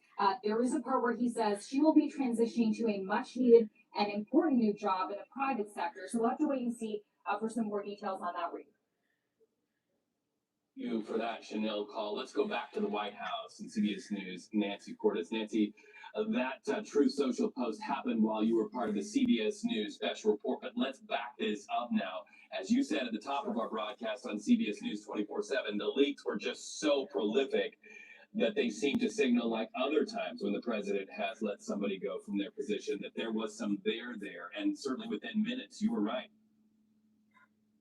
Right. And two very notable things from the president's announcement read. First of all, he was effusive with his praise of Pam Bondi. That's something that we expected. He's been very reluctant in this second term to criticize people who he has chosen to place in major roles, cabinet level positions, especially someone like Bondi, who has been so dedicated to Donald Trump well before the beginning of this second term. She was by his side, fighting fiercely for him after the 2020 election, making the case, as the president did, that somehow this election had been stolen. And despite the fact that they lost case after case and that those arguments were never substantiated, she continued to argue in the president's favor. So they are two individuals who have a long history, and we didn't want to criticize her in that statement or indicate publicly that he was unhappy with the role that she was doing. I also thought it was notable that he said that she is going to be moving to a private sector position that is very important to be announced. I wonder what the private sector position she got is. Either he offered her a position within the administration, another job, as he has both with for Kristi Noem, who was eased out of her role as Secretary of the Department of Homeland Security, and Mike Waltz, who was eased out of his role as the National Security Advisor. Either that was a role that was not of interest to her, whatever he was offering her, or she has simply decided that she is done with the administration and the public sector and would rather go back into private life instead. So we'll be watching. He said that that role is going to be announced very soon. So we'll be watching to find out what it is. Of course, a lot of Americans, and I thought Major Garrett expertly laid this out with you during that CBS News special report. A lot of Americans will wonder, okay, so what happens with the Epstein case? Any thoughts about that? Right. Well, that will now be Todd Blanche's problem. He's the Deputy Attorney General, who President Trump says is going to be stepping up as acting Attorney General. He did not say that he was going to be nominating Blanche for the position of Attorney General officially, but he is certainly someone who, like Pam Bondi, has been very dedicated to this president for a long time. Blanche was actually his lead defense attorney in the president's hush money case in New York. So they go back a ways as well. And so Blanche will now be the one who's going to have to answer questions from lawmakers on Capitol Hill. He has been very involved in the Epstein files. He was the one, for example, who traveled down to Florida to interview Ghislaine Maxwell, who is in federal prison for her involvement in Epstein's crimes. And so, does this buy the administration more time? Can they successfully make the case that Blanche won't be able to keep the commitments that Bondi had made to go before Congress because he's new in the role? That question remains to be answered. But the push-pull here is that Congress feels that DOJ has not been responsive enough when it comes to the Epstein files, hasn't released enough. And that's the kind of pressure that Blanche will now be getting from Democratic lawmakers for sure, but some Republicans as well. What frustrated President Trump, according to our reporting, was that he got dragged into this whole mess. That when the Epstein files were released, obviously, because he was a longtime friend of Jeffrey Epstein, at least until the early 2000s, his name popped up a lot. There was nothing to indicate that he had committed some kind of crime that could be prosecuted, but still, it was a major distraction. It was embarrassing. It led to a lot of reporters' questions, and that could be what frustrated the president. So Todd Blanche, just like Pam Bondi before him, is going to be facing real pressures from both ends of Pennsylvania Avenue when it comes to the Epstein files read. Real pressures and perhaps some real criticism. Do you get a sense as Todd Blanche steps into this role, and who knows how long he will be in this role, that there could be some scrutiny leveled on that visit to Florida and the interview with Ghislaine Maxwell, and then what happened with Maxwell after that interview? Absolutely. Those questions already exist. He will now have to be on the congressional hot seat at some point to answer them, because shortly after their interview. So hold on real quick. We got to pause this because Todd Blanche actually spoke on basically taking Pam Bundy's spot. Guys, hold on. I just found this. Let's go. Let's go here. Oh, what happened to Pam? I mean, look, I think a lot of, Jesse, first of all, thanks. It's great to be here. A lot of what you just said about what happened to the Attorney General is simply not true. As President Trump said today, the Attorney General made our country safe again. This is Todd, who is looking to take over, the position that Pam Bundy once held. She is a friend, and she did a great job in the first year of this administration, and people should not forget what the Department of Justice that she came into just over a year ago. And so we are a better Justice Department. We are safer as a nation, and we should all be very grateful to the Attorney General for her sacrifice for this country and for what she did. Yeah, I like Pam Bondi too, but she didn't give Swalwell a heads up on the Fang files, did she? I would not believe that for a second. Absolutely, positively not. Okay. The president reportedly, probably obviously frustrated that the cases against Tish and Schiff and Brennan and Comey not really going anywhere. Are you the guy that's going to be able to get that done?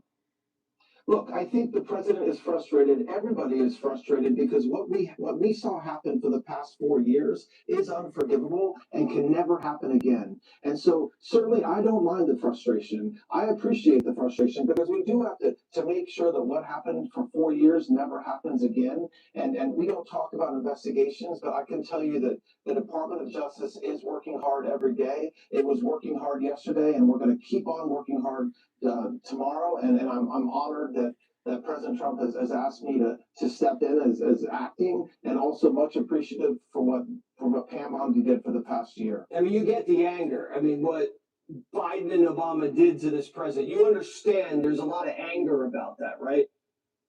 Not only do you understand, I lived it, Jesse. You don't forget, I was on your show the night 2 years ago, the night that President Trump was found guilty in Manhattan in the middle of the lawfare. So I do not need I had a firsthand accounting of what happened. And so, yes, I understand it. The American people understand it. And I know that the American people expect that it will never happen again. And we take that seriously. Yeah, you fought that case hard. You absolutely did. Now, the Epstein files, you'd agree not handled well? And I don't, first of all, I have never heard President Trump say that the Attorney General that anything that happened to her had anything to do with the Epstein files. And so, look. But the American people believe it had something to do with the Epstein files. But this is Todd, who is basically going to be replacing Pam, as the head DOJ, guys. This is what he had to say. Epstein files has been a saga that's lasted for the past year. And what happened when the president signed the Transparency Act is the Department of Justice has now released all the files with respect to the Epstein saga. And the Attorney General Bondi and I appeared in front of Congress voluntarily a couple weeks ago to answer any questions they had. We have made every single congressman and senator available to come and see any document, redacted, unredacted, that they want. And so I think that to the extent that the Epstein files was a part of the past year of this Justice Department, should not be a part of anything going forward. Okay, well, I mean, you've combed through these files, right? Who is Epstein spying for?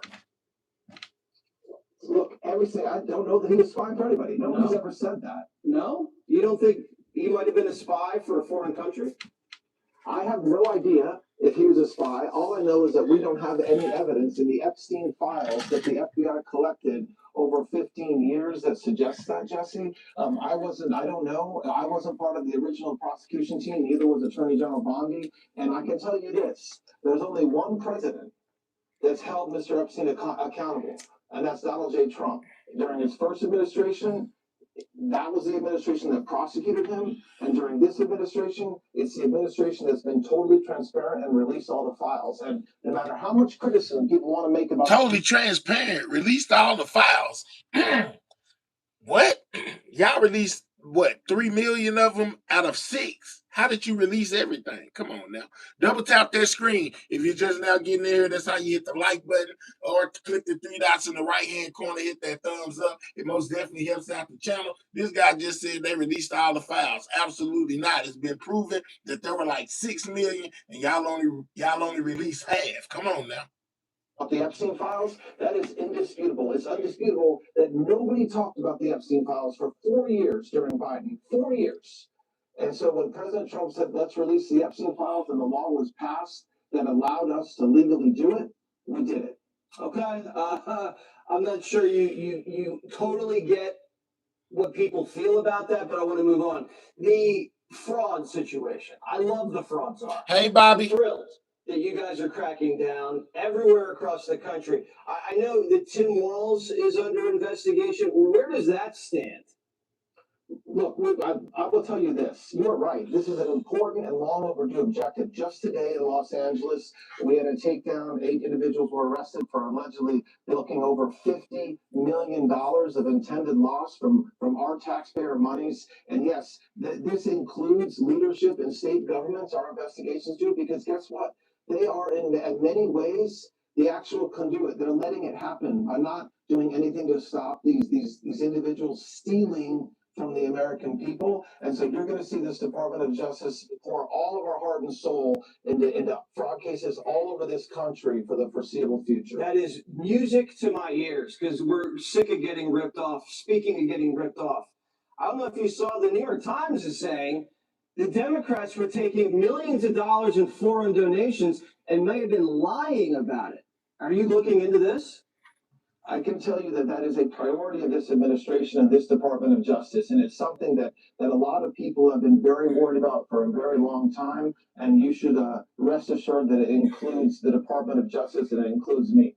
All right, Todd Blanche, thank you so much for joining us. And All right, so along with all of this, guys, there's most definitely been a lot talked about when it comes to the Pam Bundy being fired, guys. People feel a lot of different ways. Let's check out how a couple of the people that you know and have heard of, like, feel about Pam being fired. Pam Bundy, look, we have a close relationship. Tom Homan. Pam Bundy, the best, and I think Todd Blanche will step up and we'll skip a beat. I think they'll keep that train on the track. We'll keep moving forward. She is an extremist. She's petulant. She comes to Congress like a child, and it's embarrassing for the whole institution. She was about to be deposed in the Epstein case. That's why Trump got rid of her 12 days before that was supposed to happen.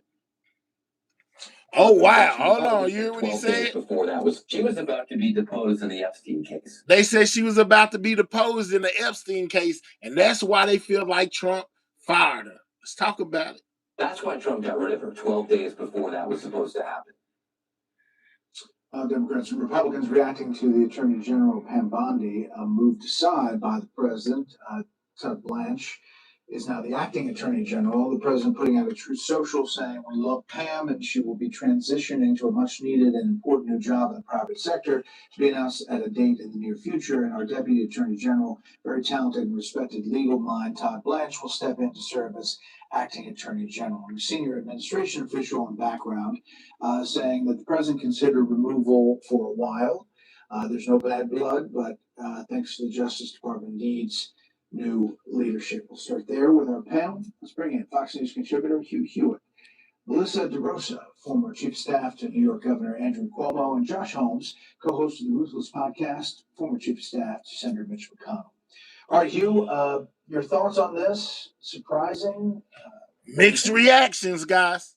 Not surprising, Brett. The most important position in the cabinet in many respects is the Attorney General. The president has to have complete confidence in the Attorney General, and the Attorney General must be very, very competent and willing to give the president bad news. I think people ought to think about the fact that, as was reported earlier in the program, the president gave the news to A.G. Bondi on the drive back from the Supreme Court after an argument that just did not go well. John Sauer just did not go well with the justices. And I think everyone knows the executive order on birthright citizenship is going to be struck down by, if not 7, maybe even 8 or 9 justices of the court are going to find a reason to strike that down. Maybe that broke the back. But having worked for 2 attorney generals, William French Smith and Edwin Meese, during President Reagan's term, the most important thing is competence and a competence on the part of the AG to run a department with 120,000 people in it. The tough combination of Todd Blanche might be the right mix. Again, Todd Blanche will be with Jesse tonight at 8 p.m. Listen, Epstein, it's not just coming up from Democrats, but Republicans as well. If you look back to that Vanity Fair piece where Susie Wiles was quoted a bunch, in February, Bondi gave binders labeled the Epstein Files Phase 1 to a group of conservative social media influencers who were visiting the White House. The binders turned out to contain nothing but old information. Quote, "I think she completely whiffed on appreciating that was the very targeted group that cared about this," Wiles said of Bondi. First, she gave them binders full of nothingness, and then she said that the witness list or client list was on her desk. There is no client list, and it sure as hell wasn't on her desk. That's Susie Wiles, White House chief of staff, in that article. And that's what hurt her. Like that issue is coming up again and again. Oh, 100%, Brett. And I mean, listen, the handling of the Epstein situation has been an albatross around the president's neck almost since day one. And as badly as she continued to botch it in instances like what Susie Wiles just pointed out, her testimony before Congress was the political equivalent of Hindenburg. And so I think with her slated to go back in on the 16th, there was a lot of trepidation about what else could go wrong. And so this was an attempt to get rid of her before she has to go in. And now the question remains, will that get her out of going before Congress a second time or not? No bad blood is what the message was behind the scenes, Josh. But moving AG before midterm is pretty interesting. Yeah, I mean, look, this was always going to be a tough job in the second Trump term. And I hate to make this analogy in front of my good friend Hugh Hewitt, but I do think the head coach of his beloved Browns probably has better job security than an attorney general in this administration. It's going to be a tough job. There's very high expectations, and a lot can go wrong. All that being said, I think you nailed it. It seems about as amicable as it could be under the circumstances, and I do think that Todd Blanche can do a heck of a job. We'll see whether or not President Trump ultimately chooses him as a permanent replacement, but I think in the interim, he's a very good choice to lead the department. All right, after last night's speech on Iran, have things changed? Did it change? Did it move the needle? No, I don't think it did. Now, it was a very good speech. I thought it was direct. I thought it was very, very tough on the two audiences it was most intended for, Iran and our allies. So I thought the message he sent to Iran and to our allies was very good. But the days of speeches moving public opinion, like Richard Nixon's great silent majority speech, he had 100 million people watch that in a nation of 202 million people, and his approval rating went up to 77% because Americans used to be persuadable. They're not now. They're polarized. I don't think anybody's opinion of Donald Trump changed last night, but the reality of the importance of the war was driven home, and it will be there for historians to see. He made the case again. He made it on the first night of the war. As long as the war goes, it will always be about having stopped Iran from getting a nuclear weapon, and that will be a legacy. Melissa, then Josh, quick statement. I think that if he's ultimately able to do that and he doesn't cut and run because the pressure is too great economically, that will certainly be a legacy that he is able to attain that no other president has been able to since 1979. But I'm not sure that last night he made the case that that is where we are going to end up. And we have continued to hear 2 to 3 more weeks of this since the very beginning. And I don't think last night changed anybody's hearts and minds. Yeah. Listen, Brett, I was comforted by the reassurance that he's going to finish the job. There's a lot of outside noise out there, particularly amongst some of his political allies. And the idea that you go into Iran without actually finishing the job was a real fear for a lot of people who watch this closely. I think he reaffirmed his commitment last night, and I think that's a good thing. All right, panel. Thanks so much. Be sure. All right. So a lot of people feel like it may have been over the Epstein files, guys. I feel like that too. They most definitely did a report on that as well. Let's check it out. The handling of the Epstein. President Trump ousted Pam Bondi from her role as U.S. Attorney General as well. Sources tell CBS News her removal was due to multiple frustrations, including her handling of the Epstein files. A social media post, the president said Bondi will move to a quote, important new job in the private sector, yet to be announced. President Trump named Deputy Attorney General Todd Blanche to step in and serve as acting AG. Blanche is a former federal prosecutor who worked as Mr. Trump's criminal defense attorney. In an interview with Fox News, Blanche defended Bondi's tenure. We are a better Justice Department. We are safer as a nation, and we should all be very grateful to the Attorney General for her sacrifice for this country and for what she did. CBS News Senior White House correspondent Weijia Zhang joins us now for more on Bondi's removal from the DOJ. I'm telling y'all, a lot of people feel like it was about the Epstein files. Well, good morning, Errol. So this is the second time in less than 1 month that President Trump ousted a member of his cabinet for a variety of reasons that we will get to. In his statement, Bondi said she will be, quote, moving to an important private sector role. She says she's thrilled about it and she will continue fighting for President Trump and the administration. There is no greater president than Donald Trump. Pam Bondi was a fierce and unflinching defender of President Trump. She ran a Justice Department that investigated frequent Trump targets like Letitia James, James Comey, and Jerome Powell. But that loyalty was not enough to save her job as the nation's top law enforcement official. Just one day after the president and Bondi attended a Supreme Court hearing together, Trump announced her departure Thursday and praised Bondi for overseeing a massive crackdown in crime across our country, adding, "We love Pam." Trump did not always love the way Bondi handled the Jeffrey Epstein case after she promoted conspiracy theories about a possible Epstein client list. It's sitting on my desk right now to review. That's been a directive. The words that cost her everything. They're sitting on my desk right now, guys. Yeah, for real. after she promoted conspiracy theories about a possible Epstein client list. It's sitting on my desk right now to review. That's been a directive. She later said it never existed. There was no client list. And last September, the president also complained publicly that Bondi didn't succeed in prosecuting his political rivals. Pam, all talk, no action. Nothing is being done. I think serving as President Trump's Attorney General is a hazardous business, and Tom Dupree served as a Deputy Assistant Attorney General under President George W. Bush. her failing was not a lack of loyalty, it was a failure to execute. The president made clear from day one that a top priority of his was using the Justice Department as a way to go after the people he felt had treated him wrongly.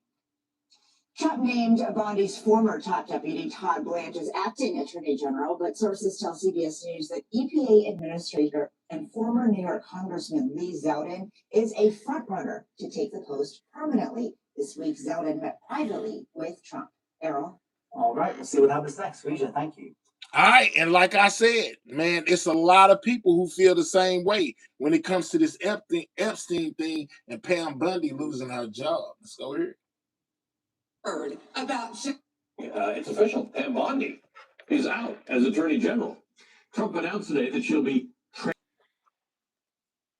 this administration released over 3 million pages of documents, over 3 million, and Donald Trump signed that law to release all of those documents. He is the most transparent president in the nation's history. And none of them asked Merrick Garland over the last 4 years one word about Jeffrey Epstein. How ironic is that? You know why? Because Donald Trump, the Dow right now is over. The Dow is over $50,000. I don't know why you're laughing. Yeah, that Dow was in her burn book. She needed to get that comment out. The Dow is over 50,000. That's why she couldn't prosecute any of the co-conspirators in Jeffrey Epstein's child sex trafficking crimes, because the Dow was just too damn high. Ironically, the Dow Jones Industrial Average dropped below 50,000 points the following day and never broke that threshold again. It's currently down about 3,600 points from that high point, thanks to the Dow ain't got nothing to do with it. Pam Bondi's attempt to dodge questions about Epstein by screaming about the stock market immediately turned her into a laughingstock. That moment spawned 1,000 memes across the internet, all mocking the absurdity of Bondi's failed attempt to change the subject. It even got its own viral remix. How many of Epstein's co-conspirators have you indicted? How many perpetrators are you even?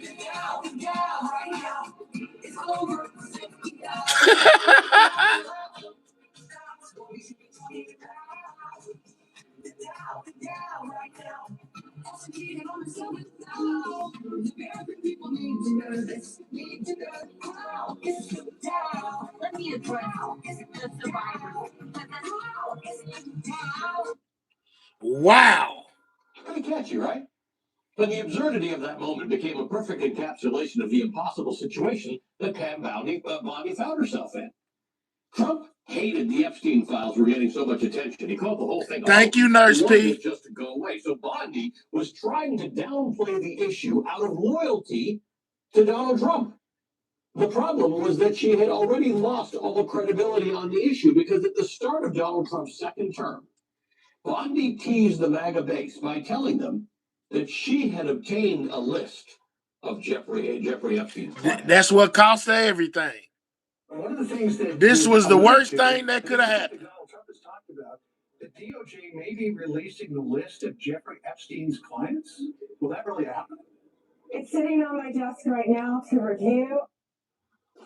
It's sitting on my desk right now to review. Then 5 months later, Bondi walked that statement back, saying that actually there was no Epstein client list and no files would be released. That self-inflicted wound never healed. We later learned from the Wall Street Journal that Bondi had already informed the president that his name was all over the Epstein files. And it was right around that time that Trump started publicly referring to the whole Epstein issue as a hoax. Let's By go. that time, Bondi was already facing backlash from a skeptical MAGA base, and she was running out of options. She couldn't release files that might implicate her boss, she couldn't credibly cover it up, and she couldn't satisfy a political base that demanded transparency. And so the Epstein file scandal spiraled out of the administration's control.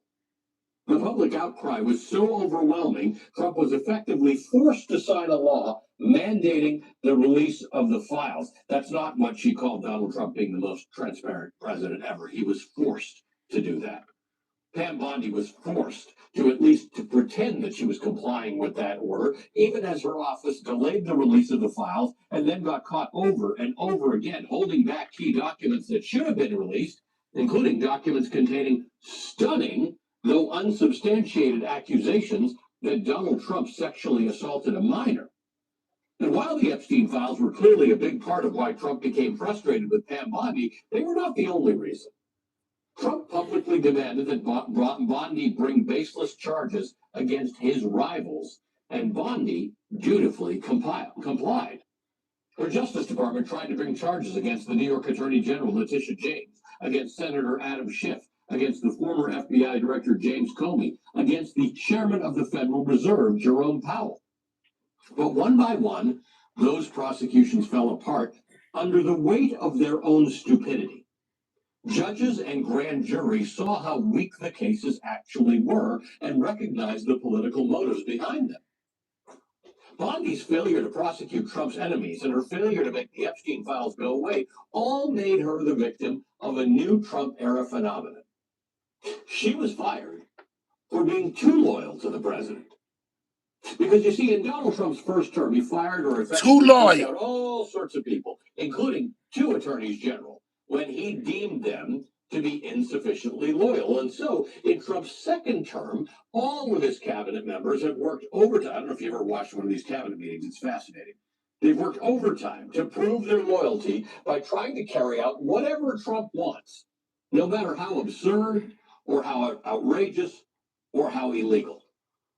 But in the case of Pam Bondi, her effort to remain loyal at any cost destroyed what little credibility she did have, which made her so ineffective that she was eventually useless to Donald Trump. In many ways, it's similar to what happened with Trump's Secretary of Homeland Security, Kristi Noem, or the Border Patrol Commander, Greg Bovino, both of whom tried to prove their loyalty by aggressively carrying out Donald Trump's cruel deportation agenda at any cost. But in doing so, they became cartoon villains, ridiculed by late-night comics and in viral memes. Ultimately, their zealous loyalty to Trump's agenda is what made them less useful to Trump and more expendable. We've seen the same thing from Trump's Director of National Intelligence, Tulsi Gabbard, who's embarrassed herself through her efforts to prove Donald Trump's baseless election lies from 2020. We're still litigating that. And by abandoning her opposition to war with Iran, in order to serve Donald Trump's interests. The Guardian reported today that Trump is polling his advisors about whether Gabbard should be fired as well. That's according to 2 people who are familiar with those discussions. And just before we came on the air, The Atlantic reported that Trump is considering firing a spate of other officials, including loyalists like FBI Director Kash Patel and the labor leader, Lori Chavez-DeRemer. I told y'all Kash Patel was on the chopping block. They want him bad. They wanted Kristi Noem, Pam Bondi, and Kash Patel real bad. That's according to several people familiar with the matter. So what exactly is happening here? Absolute loyalty was supposed to be the thing that prevented Donald Trump's officials from getting fired, but it's become something of a trap. And that's not a problem just for Trump's cabinet, it's a problem for Trump himself. Trump has done nothing to solve his Epstein problems by firing Pam Bondi, and while his personal vendettas have corrupted the DOJ, he hasn't actually gotten closer to actually locking any of his political enemies up. It's crazy, y'all. That's crazy. All right, so with Todd acting as a stand-in, it's a lot of people who feel like they may know who may take the place of Bondi, who may fill that role permanently. Hold on, let's see. Let's go. Did I even click? I don't think I clicked on it. Hold on. Let's go over here to her and Kristi Noem while I pull this back up again. Hold up. About some of those potential successors, President Okay, here we go. Yeah, I did. This is it. This is what they are telling us. Basically, some of the people they feel like might fill in that role permanently, since Todd is just there, to fill it in for now.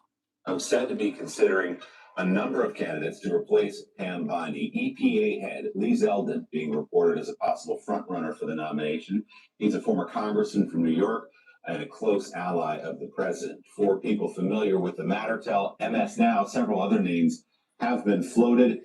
Yes, Jeanine Pirro pitching herself for the position. Thank you, Jazz. Serving as U.S. Attorney for the District of Columbia after a long stretch at Fox. Yeah, and we will be there, Jazz, when I'm done. You already know what I'm talking about. There's another name in the running, Republican Senator Eric Schmidt of Missouri. He previously served as Attorney General in his home state. And Alina Habba, the former personal lawyer to President Trump, also been named as a possible successor. Last year, you remember, a judge disqualified her as a U.S. attorney for New Jersey.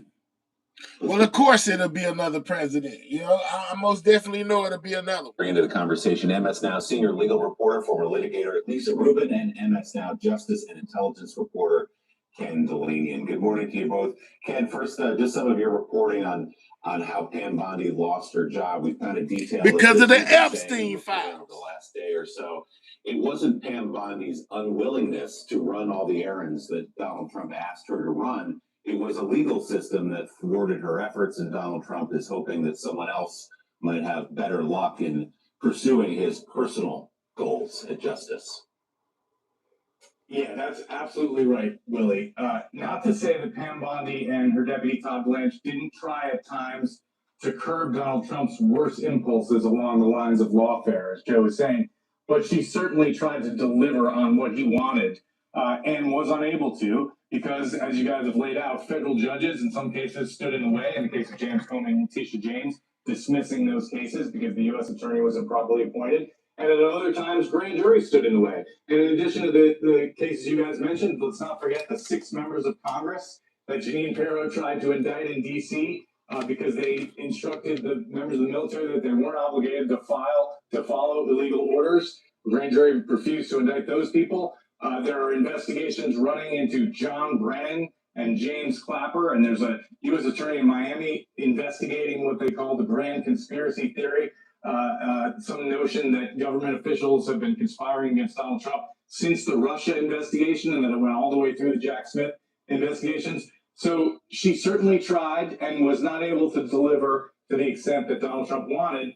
And it's also true that her mishandling of the Epstein case paved the way for this, because she lost support among the MAGA base and on Capitol Hill. I think David Drucker made an astute point that her public persona was not something that was pleasing to Donald Trump. Her performance on the Hill and some of those hearings was shrill, and her performance at news conferences, she never seemed comfortable speaking to, for example, the DOJ press corps that I'm a member of. She didn't do the kind of off-the-record interactions that you would expect of an attorney general. She just was not comfortable. She seemed insecure. But you're right. I mean, the idea that said that Pam seemed, I ain't gonna lie. Eric Schmidt, both of whom have been. Pam didn't seem insecure to me. She stood on business every time. When it came to defending Trump. I don't know about being timid or anything like that. She most definitely got out there when it came to Trump. And longtime prosecutors, or Lee Zeldin, who's never been a prosecutor, is going to somehow achieve a different result is a fantasy. But what they could do is things short of a grand jury, and what the Justice Department is already doing, which is blanketing people with subpoenas, requiring them to spend hundreds of thousands of dollars on legal fees to comply with those subpoenas, on specious investigations that have no basis in fact. That's been going on, and it's likely to continue going on, whoever takes the next office. And last thing is, we should not let this, we should reflect a little bit on Pam Bondi's legacy. As John Meacham said, no attorney general in history, certainly in modern history, but perhaps in history, has turned the Justice Department essentially into the president's private law firm the way Pam Bondi did. Critics say she's done incalculable damage to the Justice Department. She drove out, by some counts, thousands of career attorneys. She decimated the National Security Division. There are things that get less attention, like, for example, the Antitrust Division right now is in turmoil, and antitrust cases are being decided on the basis of who is hiring the right politically connected lawyer who's getting paid $300,000 a month. And so there's a lot of concern about that. She did away with the Foreign Influence Task Force, which is one of the first things she did. She stopped prosecuting companies under the Foreign Corrupt Practices Act. So the legacy is vast. The Justice Department is not the same place it was when she stepped into it and took office. We have 3 years left of the Trump administration where more kinds of things like this are going to be done at the DOJ. And she effectively cleaned house of anyone who had anything to do with a prosecution or an investigation into President Trump. Lisa, we should note, though, that Pam Bondi still has a subpoena sitting on her desk from the House Oversight Committee to testify about the Epstein files. The House Oversight Committee said yesterday, yeah, we still want her to come. That's in less than 2 weeks from now, and sit and answer a lot of questions that she certainly did not answer in that big public hearing when she started talking about the Dow crossing 50,000. So how much of this was about the Epstein files, which is that slow, selective, heavily redacted release of the files that frankly were foundational and are foundational to so many in the MAGA base? Well, let's go back to something that other folks have said this morning, Willie, if we can.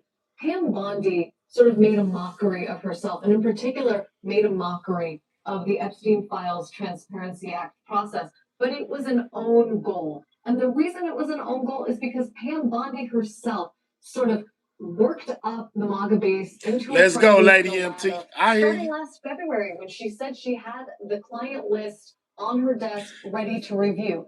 Man, when she said she had that client list on her desk and then tried to go back and say she never said that, oh yeah, that hurt her. That's part of why we're here where we at right now. Directed and undertook a massive internal review involving FBI agents working round the clock to review the Epstein files all through last spring. And it was only in May of last year that public reporting indicates that she and Todd Blanche went to the president and basically said, hey, boss, your name's all over this stuff.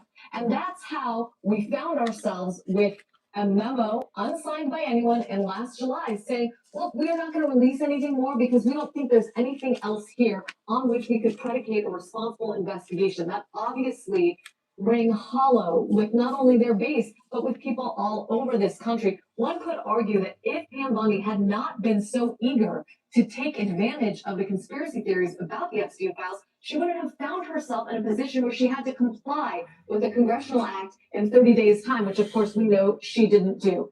It's unknown how much of this has to do with the Epstein Act, the Epstein Files Transparency Act, or the Epstein files more generally, Lily, but it was not a showing of competence by her. And more importantly, it wasn't a showing of any empathy by her. You guys were playing some images a few moments ago while Ken was talking, and one of them was Pam Bondi looking the other direction while a phalanx of survivors is behind her, raising their hand to indicate that they had never been communicated with by the Department of Justice. And Pam Bondi never could bring herself to turn around and look them in the eyes. In addition to however many memes we can make about what she said about the Dow that day, that to me is a searing image of Pam Bondi's tenure at the Department of Justice, because it's not only one of serious incompetence with respect to revealing victims' personal information, it's that refusal to even look at the survivors of Jeffrey Epstein, Ghislaine Maxwell, and treat them like human beings, which is generally all any of them want. Their expectations are very low. Not to mention she put them out there.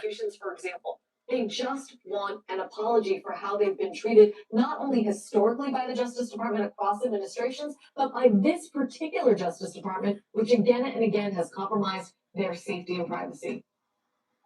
MS Now senior legal reporter Lisa Rubin and MS Now Justice and Intelligence reporter Ken Delanian. Thank you both so much for being with us this morning. Greatly appreciate it. Hey, MJS. Willie, we had said some time back that the two defining, maybe it was after the Bondi hearing, that maybe two of the defining pictures of the first year of the Trump administration would be, one, Pam Bondi refusing to turn around and even acknowledge the existence of survivors of the most heinous things that that Jeffrey Epstein and his Hey, Miss D. did and committed on them. That picture, as well as a picture of Kristi Noem standing in front of men who were caged like animals with shaved heads and just in what looked like concentration camp style prisons. And it's interesting that those are two pictures that will linger for years and years and years to come. That will be a large part of their legacies, but also a large part of this White House's legacy in the first year, because those two pictures paint 1,000 words on the Epstein files and also on this mass deportation approach that has proven to be extraordinarily unpopular with the American people. Yeah, I'm so glad Lisa brought up that image. That was the right word, searing, an infamous moment where she could not, the Attorney General of the United States, she didn't even have to say anything, couldn't be bothered to just turn around and acknowledge the presence of women who say as teenage girls they were raped on this island by rich and powerful men. It just added to the perception that this Justice Department was protecting rich and powerful men and not there to protect the victims. And you're right, the other thing they have in common is those two women no longer have their jobs. One perhaps in Pam Bondi for not going far enough in protecting the president, and one in Kristi Noem for being a distraction and embarrassing the president and leading a policy that led in part to the death of two people, two American citizens in the streets of the United States. Crazy, y'all, huh? I know. But yeah, a lot of people most definitely correlate this firing with the Epstein files, guys. I'm just saying.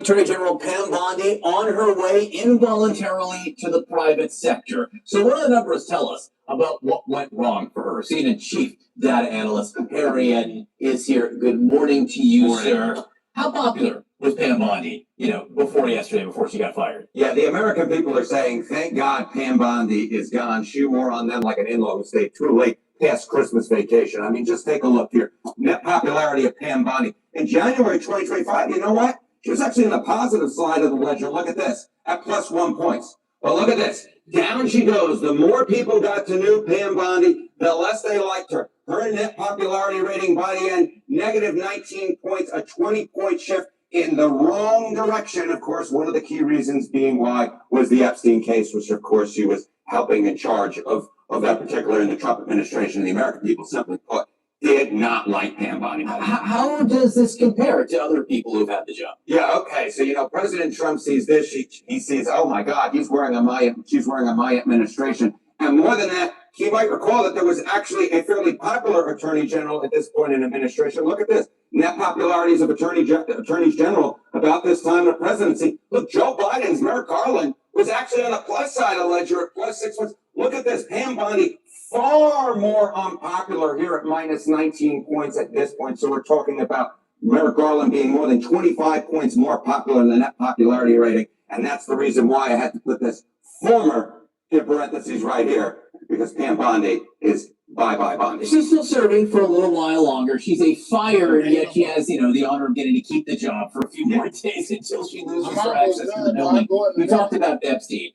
How does that issue rank among others? Yeah, how does it rank? The idea is, okay, we'll get rid of Pam Bondi, and maybe that would somehow make you more popular, Donald Trump, and the Epstein case. Look, the Epstein case is going to continue to be a big problem for Donald Trump, because just take a look here. Take a look at Trump's net approval rating, immigration, foreign policy, the economy, trade tariffs, the Epstein case. Look at this.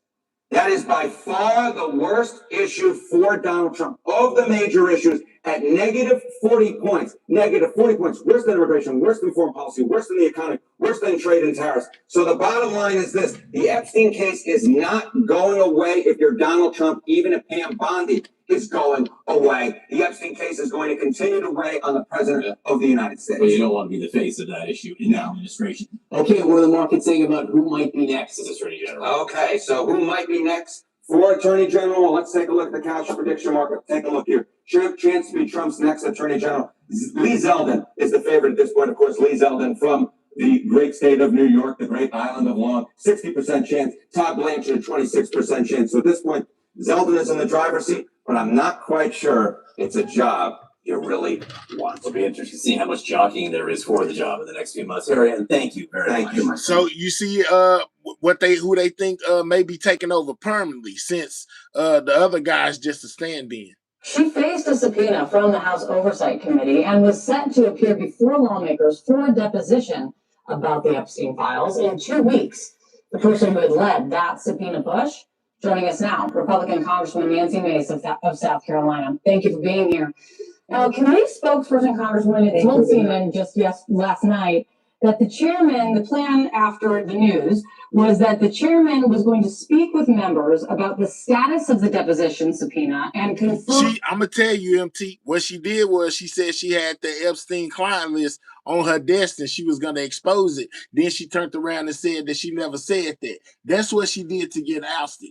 That was one of the main things that got her to lose her job. Not to mention when those victims of Epstein asked her, basically, I think for an apology, or something like that at one of those hearings, and she refused to do it. That also hurt her as well. On next steps. Have you talked to the chairman yet about those next steps? I have not yet, but I made my point very clear yesterday when I issued the subpoena that was voted on by the Oversight Committee a number of weeks ago. We did it by name and not by the title of the Attorney General. So she's still compelled. Yeah, she wouldn't meet with the victims of Epstein individually. Absolutely. Let's go, Yana. By law to come before the Oversight Committee. And at this juncture, I'm not backing away from that or backing down from that. I do believe the handling of the Epstein files was done in a very poor manner by her and her office. And there are still questions that she has answers to that are very serious. It has information, I believe, that'll be important to the committee. So I'm moving forward. If I could still have the majority of support from the committee, it won't be just me. I have to have the support of my colleagues on both sides of the aisle to move forward if the chairman wants to try to quash it. So there is a step that might need to be taken. If the chairman wants to go a different direction than what has already happened, then you will need support from Republican colleagues and Democratic colleagues to try to make sure she comes in. Yes, and that'll be, I'm assuming if that's the overture right now, that I'll have a little bit of work to do behind the scenes to make sure that I have any votes, if it's going to come up for a vote, or how we move forward. I'm pushing to have a lot of statements about why not all of the files have been released. I think there's a messaging issue as well, and the lack of communication. And quite frankly, the DOJ has mocked members of Congress, Republicans and Democrats alike. I'm concerned about Todd Blanche because he's mocked and gone after members of Congress files. And I think it's very important that the next Attorney General that we show that there is not a two-tiered system of justice. That if you're rich and powerful and politically connected, regardless if you broke the law, our country is going to go after you, that you will be arrested, you will be investigated, there will be a trial. That's really important to me to restore trust in the institution. You say that there's no question that says that the subpoena stands for Pam Bondi. Do you have any inkling or suggestion that if it stands, she will fight it at this point? I don't at this point. I mean, the rumor was she didn't want to come in for it previous to this, which is why she did the briefing pretty much immediately. And we were only given 24 hours notice for that briefing. I'm sticking to my guns, as I always do, as I always have, because for me, this is not political. This is personal. I have met with these victims. I have been through many of the files at the DOJ. And, I have many questions that I feel she can answer and others at the DOJ. And there are folks that we're going to be bringing in to depose that they're going to be very important. I put out names. I know Chairman Comer has put out a list of people that are going to be coming in. This isn't going away. And I applaud members of Congress on both sides of the aisle that are with me and are pushing back to make sure that the American people get the truth. Do you think that her being fired helps your effort in terms of getting the truth out about the Epstein files? And let me tell y'all, they saying that she might potentially have been fired because she has a deposition coming up in 12 days. Well, he's in that position or not, she must still come testify in front of Congress, guys. So this stops nothing. I don't think it really matters, because the subpoena was for her, not her position. So she is still compelled legally to come before the Oversight Committee in Congress. So I don't think it really plays one way or the other because the subpoena still stands. Are you glad that she got fired? I am actually, I've communicated with the president on potential names of replacements. I hope that it'll be someone who will ensure that people are investigated, that they are indicted, that they're arrested, that there are trials, regardless of the politics. There are investigations, my understanding, for people that are it's not politically connected, that they're going after the right and the left, or those who are criminals potentially and done potential criminal wrongdoing. And I think it's really important that the DOJ communicate that with the American people, but also the American people want to know that there's not a two-tiered system of justice. Like if you broke the law and you're rich and powerful, you go to jail. But no one's seeing that right now. They've not seen that in years, maybe decades. And then they see a broken and corrupt justice system at the state level or at the federal level. I mean, we've seen cases where murderers walk free or they're let out. I mean, I spend half my time as a leading candidate for governor in South Carolina sitting in court hearings, making sure that I understand what judges are doing and how victims are really traumatized in a broken court system, whether it's rape victims, families of murder victims, domestic violence victims. I mean, the whole system is corrupt and broken from the top on down. Also, another thing that you say you have been communicating with the president on a potential names for. All right, so with all of this coming out about Pam Bundy being fired, guys, there's a lot of people that feel like it has something to do with the Epstein files. I most definitely feel like it has something to do with the releasing of the Epstein files. Not anything that she did basically to Trump, but she most definitely had Trump back the whole time, guys. But I have presented to y'all everything that I could find regarding the situation. As we know that Todd Blanche is stepping in. He's not the permanent fix for this position at the DOJ. There's other candidates who could come in and basically do it on a permanent basis, but he's the fill-in for right now, and absolutely, positively, 100%. Pam Bundy has been fired from being the head of the DOJ. Trump basically moved her to a different position, but she's not running the DOJ anymore, man. Shout out to everybody who hit that like button. If you have not, double tap that screen if you're on a mobile device, or click those three dots, hit that thumbs up. Make sure you subscribe to the channel if you are new. Most definitely shout out to the old subscribers as well as the new subscribers. Shout out to all of my members, the old ones as well as the new ones. I appreciate each and every one of y'all. Shout out to anybody that sent the super chat or a super sticker or something gift. I most definitely appreciate y'all as well. And most definitely shout out to my moderators who do a great job of keeping this chat running smooth, even though sometimes it may get hectic with a lot of the opinions being broadcasted within the chat. I most definitely appreciate y'all as well. And with that being said, it's time for me to make my grand exit. Sidewalk Gang, checking out. I'll catch y'all on the next one. Y'all be safe. I'm gone.